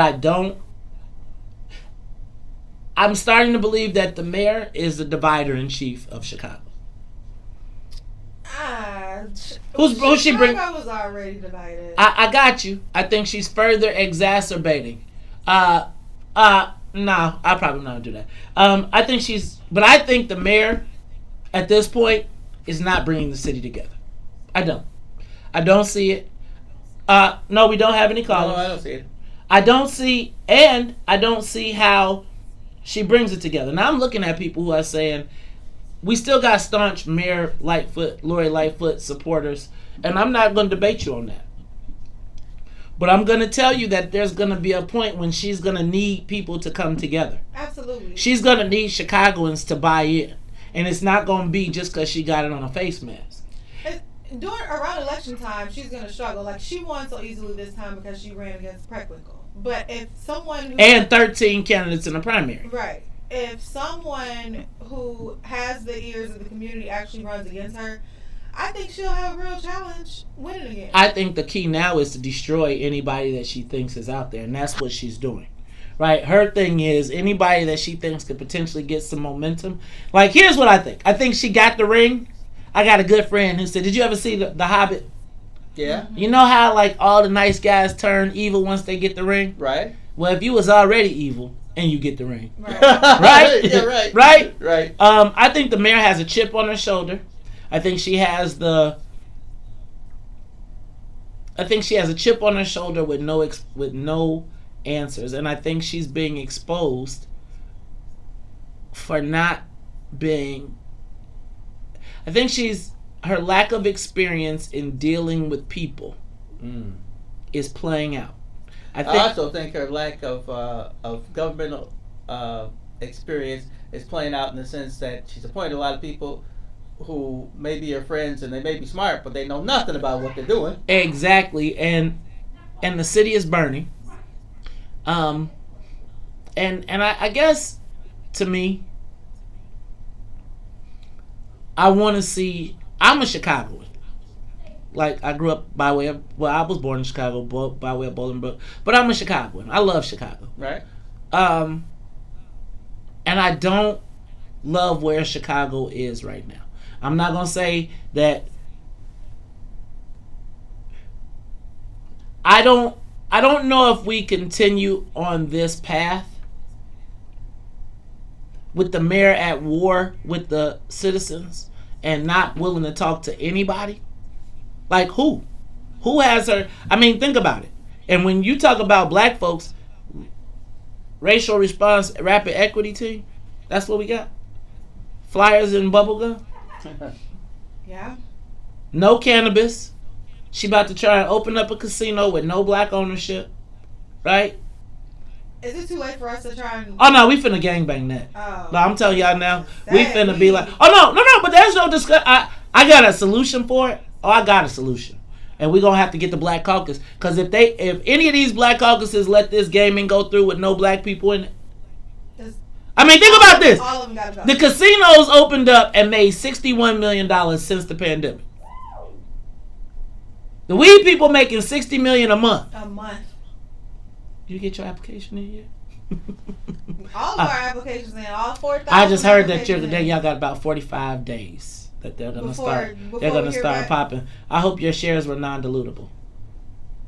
Did you get non-dilutable shares? Yes. Okay, because I'm telling you, these white guys got a plan to bankrupt you. I want to see y'all deals, because I'm just telling you. And I think, I just don't know, guys, where we're at with the mayor of Chicago. I think those clips, I don't think that Leslie Hairston is trying to get the National Guard. I can't say that Anthony Beale and Lopez aren't. I can't say Napolitano aren't. But what I can say is they're not just sitting by. Right. They're not just sitting by. They're not just going to take incoming. And I just think that when you see leverage happening and you ain't got damn in it, don't fight it. Make sure you get included in it. Are they going to use that leverage to help us? I guess that's the real question. I think we got to be in the fight. You can't sit it out. You got to think about, I think that's a question we need to call Ray Lopez up again. Man, he can't be getting all that time on the show. We too popular for that. You get once a week, man. Ray Lopez must have some type of, and nothing against him, but he must want to run for mayor or something. I think Ray Lopez, let me say this. I think that there are a lot of people are starting to make moves. I'm not saying that Ray Lopez is running for mayor, but I'm saying that he's coalition building. Right, that's what I was gonna say. And I'm going to say he represents a dual ward. He's also LGBTQ. Mm-hmm. I'm going to tell you, I did not like him. I'm straight up. I did not like him when I was in the 18th ward. I was like, who is this dude that's harassing us? And I didn't like him when initially he gave my wife a hard time. I think over time, politically, Ray Lopez is one of those people that was like, look, man, that was the last election. We on to the next. Where you at? You know, I want to answer questions for the black community. Hence that 33 bill, right? Now, the fact that we don't got no black people supporting 33 because they're scared of the mayor as compared to saying here's an opportunity. That's the only reason I can imagine. The only reason any black people not signing on, why would the Black Caucus not sign on getting triple the amount of contracts for black people? Wow, got me, man. Because the mayor don't want you to. So again, I just don't understand that though. Like, none when of you them are open to signing for that. when you're bred. This goes to what I'm talking about. If you don't have a base in your neighborhood that helps make things happen, then the elected officials just kind of they fall to whoever's the most powerful. Okay, so do we need to start a petition for each? No, we don't need to start no petition. What we need to do is have election school. We just need to start having election school. Like, there needs to be a threat. Like, there needs to be the threat of a. And here's what they've always counted. I disagree with Mace that I'm not big on petitions, but I love people calling in. I agree with that. You can call. I'm saying petitions are so easy via like digital, like social media. So like people that don't pay attention to this will see it in their news feed and say, "Oh, well, yeah, I care about this. Here, let me sign a petition." Versus making that phone call or sending an email that people who are more in tune with politics will do. Like people who don't really care. What you need is the people. Like, here's what I do every time I look at a petition, right? I look to be like if it's a handwritten petition, I'm looking to be like, how many of these people are really voters, right? So when I see that electronic 100,000 signatures and all you had to do is click your button, that don't count. I think when you, like, if I see somebody that went out and got 100 handwritten signatures in their neighborhood, I'm like, I need to watch that person. So look, y'all, we're gonna take a quick break. I know I'm not on the same time, but we're gonna come back. Hey, Sonia, yes. Keep the, don't delete them. The DNC, we're going to go back to that because I'm going to close with the DNC. It's the Maze Jackson Show. We'll be back. The Maze Jackson Show will be back after this break. Call in and say it with your chest. 872-259-7474. That's 872-259-7474. Give us a call and say it with your chest. 872-259-7474. Okay. Well, actually, then that should be 3-something because we got YouTube. So let me go to my stizzes. You are currently being viewed by. Our max views today was 404. We have averaged 293 on YouTube. No, total. Oh, total. So it's 293. About a quarter of that. The 404 max. A quarter of that is at YouTube. So a quarter of the audience is YouTube. Actually, yeah, 68.8% is Facebook. 31% is YouTube. Let's see what we got on YouTube right now. 130 are watching live on YouTube right now. Damn. Hey, can y'all on YouTube like, share, and comment? Joinks.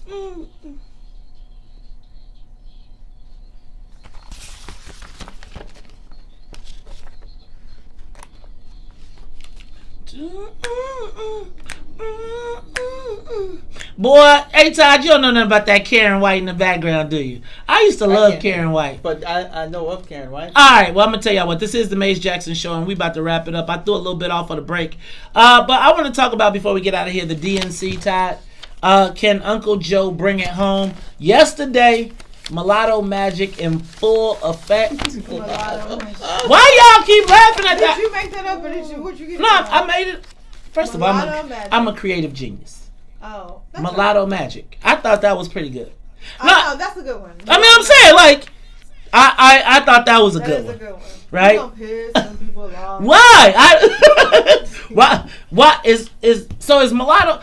What I want to do before we get out of here one of these days, I want to make a list of all the offensive words so I can know what I can say to piss everybody off. But Mulatto magic was in full effect last night as President Barack Hussein Obama and Kamala I don't know what her middle name is. Hare Krishna Harris took to the stage yesterday. Barack threw it up, set up, put the layup up, threw the alley-oop, and do you think Kamala put it through the hole? Let's talk about it. Let's go to, first of all, Sonia, let's hear what President Barack Hussein Obama had to say last night.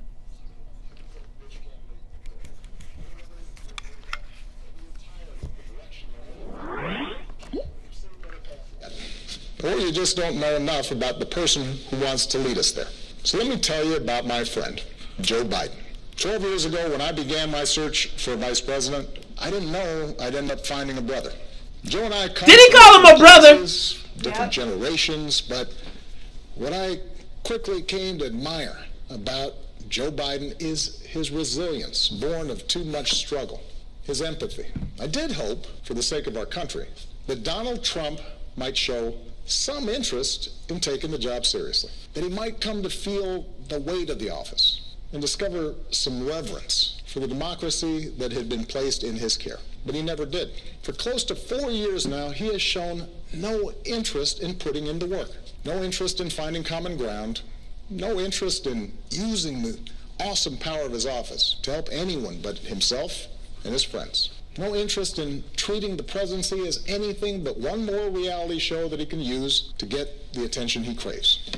Donald Trump hasn't grown into the job because he can't, and the consequences of that failure are severe. Tonight, I'm asking you to believe in Joe and Kamala's ability to lead this country out of these dark times and build it back better. So President Obama came out and he went to town yesterday. You know, he called out President Trump straight up by name checking him. I think I really do think that they got to pull out the guns because they gonna need everything to drag people out. I don't know if I want to talk about that. Did you feel the Barack Hussein Obama magic? You know, he's a great orator. He's a great speaker in general. Did it warm the cockles of your heart? Did you feel like, take me back? It just don't work like it used to. That's a good one. It just don't work like it just ain't. I never had cockles, so. Man, 2008. Man, Barack is whatever he 2008, Barack y'all would have been Cardi B around this mug, right? It would be like, oh my God, change. Hope. No, that's what it was. Barack. Hope. We had hope. Barack was around here whapping y'all. He was whapping people. Nowadays, he dapping y'all. Let's go to Kamala as she makes the case to be the vice president. Passage of the 19th Amendment, and we celebrate the women who fought for that right. Yet so many of the black women who helped secure that victory were still prohibited from voting long after its ratification, but they were undeterred. My mother taught me that service to others gives life purpose and meaning, but I know she's looking down on me from above. I keep thinking about that 25-year-old Indian woman, all of 5 feet tall, who gave birth to me at Kaiser Hospital in Oakland, California. On that day, she probably could have never imagined that I would be standing before you now. Me either. These words. I accept your nomination for Vice President of the United States of America. I do so committed to the values she taught me. I got a question. Serious as cancer. Could a white man teach a black boy how to be a strong black man? Because Kamala said that her mother taught her how to be a strong black man. Gosh darn it, I asked that question. I was like, okay, can a white man teach a black boy to be a strong black man? Can an Indian woman teach a black girl to be a strong black woman? How do you know? So I'm going to say I thought about all of these things, but you know, people like to... I like... It's like the Eminem effect. Like, go ahead. I'm gonna let you continue. I said I was gonna that's my question. That's what I want to know. Can they? That's the question tomorrow. Can an Indian Indian woman teach a black girl how to be a strong black woman? And if she can, then a white man should be able to teach a black boy how to be a strong black man, right? Actually, no, that doesn't. That correlation doesn't actually work. How so? Because the Indian woman is still a minority in a white world. The Hell! white man is not a minority in the white world. The Indian community. Okay, so let me stop. So then, can a Latino man teach a black man how to be a black man? Let me fix it for you. Strong black man. Let me fix it for you. Can a Latino man teach a black boy how to grow up to be a strong black man? Yep. I wouldn't see why he couldn't. So everybody can do it but a white man. I can't. Well, no, the white. I see what he's saying. He's saying that there's the white man enjoys all of white privilege, and he really is never going to be. He says he can't relate. In this case, he's saying that the minority. So I guess would it be a self-aware? I think maybe Can a Latino teach a black boy to be a strong, self-aware black person, or do they teach them? Because I feel like they was having an all lives matter. It was like it was all lives matter to me in a Black Lives Matter. It's almost like Kamala had to deliver an all lives matter speech in the face of Black Lives Matter, because she ain't actually all lives matter. And now, this is the other thing I would say. In comparison to the Latino and Indian Americans are one of the, if not the most successful group in this country, even more so than white folks. So it's like Indian Americans, and then the next group is Nigerian Americans, right? So they don't have the struggles that like poor people in this country specifically have, because they are educated and have really high paying jobs, even more so than white people on average. There's an old joke. It goes something like this. What do you call a black man with a PhD? A Negro. Exactly. Don't think just because you got we're success, talking black and Indian. Don't think because you have success in your field that white people are going to treat you as an equal. I don't think they treat you as an equal, but they do treat you better than they treat black people. You don't have the same struggle. And they do treat struggle is struggle, man. If you're getting kicked in the butt every once in a while, no, struggle is not struggle. Struggle is struggle. So okay, there's levels to it. If you saying it ain't, super levels then it doesn't matter. Once you've been disrespected, that lives with you forever. It lives with you. Or am I wrong? But it's different when you poor. I think you've been disrespected, but you can overcome it. Let me back up. I'm not saying you can't overcome it, but you've done well in your life. Are you trying to tell me you've forgotten when some white guy said something crappy to you? No, I didn't. However, what I'm saying is, if you're minimizing, I don't, and this is where we're at. See, I think this is where we're going to mess. This is where the Democrats, I think, don't have it. I think that right now there is a sense of black awareness, right? That you could talk to me about everything everybody else did and all of that, and you trying to compare my struggle and telling me that it's an all lives matter argument. They aren't trying to hear all lives matter. They ain't trying. If you're telling a black person, if you literally can walk and look a black person in the eyeball and say to them that you honestly believe that a Latino man can teach a black boy how to be a strong black man, I'm going to tell you, whether we agree or not, you're going to, the people that there's a large contingent of people that when you communicate that to them, you have lost them in the vote. I think I'm not going to be in this argument. Okay, right. But I'm saying that's what the Democrats are selling right now. Right? And I'm saying that they're not acknowledging, like, there is a black something happening. I don't want to call it an awake. I don't know what the hell it is. Whether it's the conversation about woke folk. Woke folk are woke for today. It's not. I'm not. Back up. I'm not talking about. I was awake before you were born. I want to say I'm not talking about the woke folks, because I think the woke folks are like sort of like in the Hotep category. No diss. I don't want to diss anybody. Yes. I think the average black person, even the black voter, right now, is looking around and saying the math ain't adding up. Now, if you are a party stalwart and you have made your life and you're living there, then you probably like, man, all of that, you have bought into all the arguments. I'm telling you right now, black people in general ain't buying the whole lesser of two evils. And all I'm suggesting is this Barack, Kumbaya 2020, it's not here anymore. And it's like that we are so it's like you trying to tell black people that it's going to be better with Joe Biden when we were with Barack Obama, and even all of us that weren't with him that eventually got to the point where we have become disgruntled. Putting a dude that made us even more disgruntled in front of us and saying him and his cohorts are going to bring people on.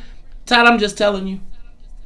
I truly, honestly, in my heart of hearts, believe that if the Democrats do not figure out a strategy for black men, like pump up all the black women you want, but if you don't figure out a strategy to reach black men, they are going to be looking up at that cracked glass ceiling again, and they're going to be talking about black people didn't vote. No, and you also, gave black people nothing to. Black women it's going to be fewer black women than they so expect too.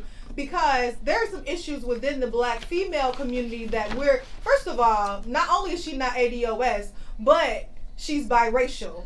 And a lot of black women feel some issue towards always putting the lighter complexion or acceptable complexion it's real up. So I think that's the other part that they're ignoring. Like, okay, it's you got your sorority girls and some of your HBCU girls, but it's the girl who she is the. Listen, it's gonna be a problem. I think they're thinking more black women are gonna be about it, and I'm seeing a lot of black women who are like, nah. I'm gonna tell y'all, what she's talking. You know what Dave Chappelle said? I fall in this category. Go ahead. There ain't nothing more racist than an old black man. Well, look, and now the new young black kids. Hey, y'all, this is the Mace Jackson Show. For Todd Stroger, for my guest co-host Jasmine Turner, for Miss Sonia Escobar, I am the host of the Mace Jackson Show, asking every single day, what's in it for the black people? Hey, y'all, don't forget, we got a big announcement Monday, 8:30. You want to tune in. Plus, we'll have the Bigs on tomorrow at 8:30 talking the White Sox and Cubs series. This is the Mace Jackson Show, and if you don't, we're asking the question every single day, what's in it for the black people? And if you don't like it, you can still tell them. Mace said, we'll be back tomorrow. Peace. 1570 WBGX Harvey, Chicago. Yeah, Todd, I think I think they're going to be surprised with the black women numbers. It might not be drastic, but it's going to be enough to be like, wait a minute, we thought we had black women and some of them wasn't with it. I'm going to tell you, there's already debates within the AKAs, right? Like, I know, like, you know how you can get peeks at people's little groups and stuff. So, I think they bet wrong. Like, I'm not, like, I feel like Kamala is actually created more controversy. I have no idea what's on Joe Biden and his camp's mind. I don't. Okay. So, I mean, and I just think, so Todd, like, I feel like you are. I'd have picked Susan Rice and rolled the dice. I feel like they would have Trump would have put her son on a commercial, like with his Trump hat, because he's the Trump. But regardless, let me just say this. I bet her son is so vanilla that would have backfired. Be like, but again, they would have walked up there with that white kid. They would have walked up there with that. Ooh, Sheila Wade. Thank you. $50. I'm gonna have to start putting up the cash app. Good God, woman. Thank you, Sheila. So and Jasmine, you hit on the whole cause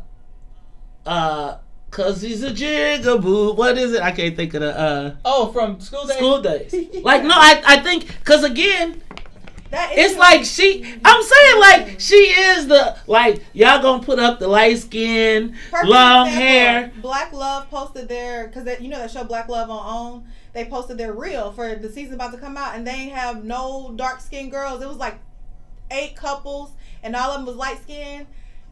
Twitter loaded, like, went in on them. They had to do another one. So black women, dark skinned, brown skinned black women who have, you know, it's a real issue, and like they had to do a completely another one. There's articles about it. The guy had to apologize because there was no dark skinned women representation. You know, I think Kamala Harris, quite frankly, exacerbates almost, like, if you really want to pick it apart, she is the, like, almost all the issues that the Democrats got, right, with black people, right? She got the heritage. Did you see like Kerry Washington tried to slide the black girl magic, but now they got caught with that black girl magic shit. If they could have slid it by, they could have. But it's like with Trump started changing it up. Did you pay attention? Because at first it was like black, and then there was like biracial, then it's Indian and Jamaican, like. And you notice she's still woman of color. They stopped saying this like just specifically black. She's a lot of things. So, but at first it was like black woman, and they realized like. If you recognize you're getting that pushback from the black community. If you recognize that there's this ADOS thing, like the second they put reparations in front of her ass again, she's fucked. She better get she's it right. fucked. The second that they put the second somebody say, "Are you with reparations?" and she says or no, a black agenda, and you say, "Am I gonna do something strictly for black people?" No, like she did before. Have you changed up on that?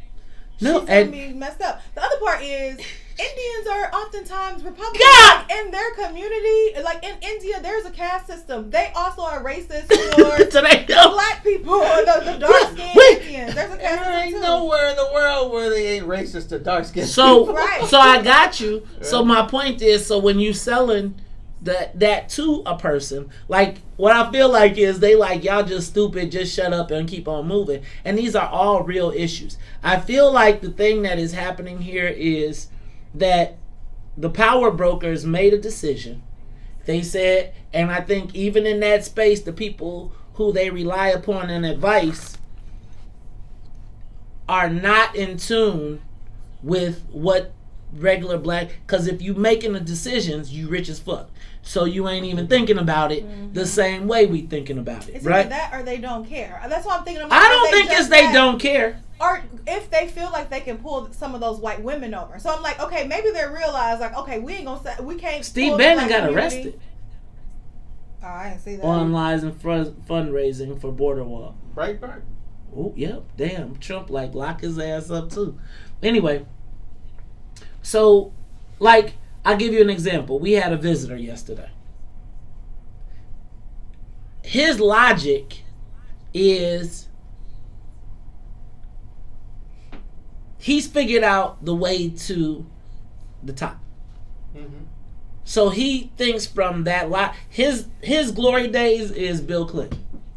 They can get somewhere close to that. Life is excellent. That's when America was the greatest. Yeah, he was young then. Right, but again, when you're young, it's a whole different feel to life.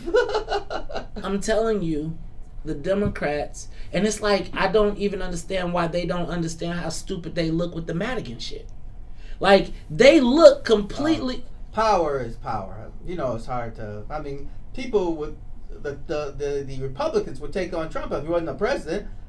I got you. I'm saying I got you, but they look stupid, and it's like I almost feel like every time Madigan says we got to defeat Trump, it's like, no, motherfucker, we got to defeat you. And I'm not saying that we don't have it, but when I can't get you, then I get what's close to you. And I just think that Trump, I think that the Democrats, I think seniors will be like, they're going to, I think you're going to have black seniors that are voting for Trump. I do. I think you're going to have middle-class blacks who are going to vote for Trump. I don't think there'll be very many black seniors. Black seniors seem too much to vote for a guy like him. I agree with you. I agree with you on that. I do agree with you on some of that, but I do think you're going to see some black seniors vote for Trump. I think because of the safety and because of the crazy shit that's going on. If Trump was to get in a debate, if somebody would really... Oh, when he going to whoop... If he were to get in a debate and start talking about the liberal cities and how like people have been tearing them up and the looting and they did talking about that forever. But if he could actually say it without being arrogant and being an asshole... Then he wouldn't be Trump. You're right. Is he going to listen? Right? Is he going to listen? But in general, it's Trump hard to whoop, unseat Joe a Biden. president. Trump is going to kick fucking Joe Biden's ass in the debate. You think so? Yes, I think. Trump is the healthiest he's his own worst enemy. No, I think he could be his own worst enemy, but I think Joe is going to have relied upon zingers. He's not going to be able to react. I think Trump is fucking so erratic. in a space, like he gonna just say some crazy shit, and Joe Biden gonna be well. Damn, they didn't put. Where's this on the paper? Give me that. God damn it! Turn this back on. But we'll see what we get out of Biden. I don't know. We'll see tonight, like if he's ready. I don't think you'll see if he's ready tonight. I think this is just all prepped, right? So it's like she was live last night, though, right? Who? Kamala, she was live last night. Yeah, she went live. Yeah, I but think. she I'm sure she had a teleprompter. Yeah, Well, I mean, he'll have a teleprompter, and I think I think you can't tell tonight because it's the perfect environment, right? You don't have any variables. You can control everything. Yeah. You there's no rowdy person like Joe. Nothing. You can feel that charisma though. You know, like if he's gonna, because he used to be charismatic, but now when he's on interviews and stuff like that, he just seems so like off. Like Kamala, she's old. Yes. I don't want to be an ageist. He doesn't even seem old. He seems ancient. You know? No, there's a difference. Like Kamala, like she has, she has no charisma, right? Like so, Barack Obama has that. Bill Clinton has that very well, right? So I think we're gonna see, and America responds well to that. I think Kamala misses out on crowds. The crowd missing hurts her, right? Because I think when she comes on with I think about the first time when I saw her at the DNC in Charlotte, it was like the second coming of Barack, right? It was the lights, it was the white suit, it's the coming out, it's the flash, it's the crowds, it's the waving signs, and you can envision all of it. Like just standing there on a plain stage, and I'm just telling you, the white kiss at the end, I'm telling you, dudes was like, man, if you don't get your ass up out of here. Because I think like this. This is the other way I think. I don't think Kamala's ugly, right? I think if she was in college, she's pretty. Somebody would be trying to talk to her, right? And I think it's just like when the fine girl was at school and she got off the stage and went and kissed the white boy, you like, for real? All the brothers be like, oh hell no. Even though it's not fair. So it might not be fair. It's not. It'd be like you. No. The worst thing a sister could do, like in college, like the cold sisters, and it goes back to the whole point of the brothers being like, the white boys, if he gonna be with a sister, she gonna be a fine ass sister who got herself together, etc. And you gonna see the brother with the white stroller pushing, Jaquan, could you get over here? So I think, guys, it's going to be a real interesting race. I'll be interested to see if the Democrats adapt, right? I think what they have to do is they have to get out of their black comfort zone. They got to stop listening to and again, when you're hiring all young Democrats who have been bred in the system, right? They're going to preach that progressive bullshit. Right? Like, if you grew up, like now the people that are getting hired in black spaces are still going to be considered, they're going to think their answer is to be black progressive, not black. Right? Dang. And so the shots go like, so, and I'm not tripping, but when you hear all these people that, like, think about Hillary Clinton had a black dude before that ran all the states, but you try to talk to him, that nigga ain't talking to no black people. He think the power is talking to the white people in the state, right? I think about like with J.B. Pritzker. You learned that from Obama. The black, right? I think about J.B. Pritzker though, and Sean and those guys, and they don't. Like, I think about like when J.B. was running, and I was trying to help the brother on the team. And I remember him being excited that Tim Mapes knew his name. And I'm like, fuck Tim Mapes. Your job is to be delivering for the black people. But it's like the black people that they pick are not the black people that's going to challenge the norm. Exactly. They going to pick the black people that make them fucking comfortable. Exactly. The black people that say the shit that they want to say that's going to parrot the shit. So then... And that is what they did with Kamala as VP. So a lot of people are recognizing that. Yeah, it's like, this is one of those things where you cannot like Maze, right? But you should be like, man, he's expressing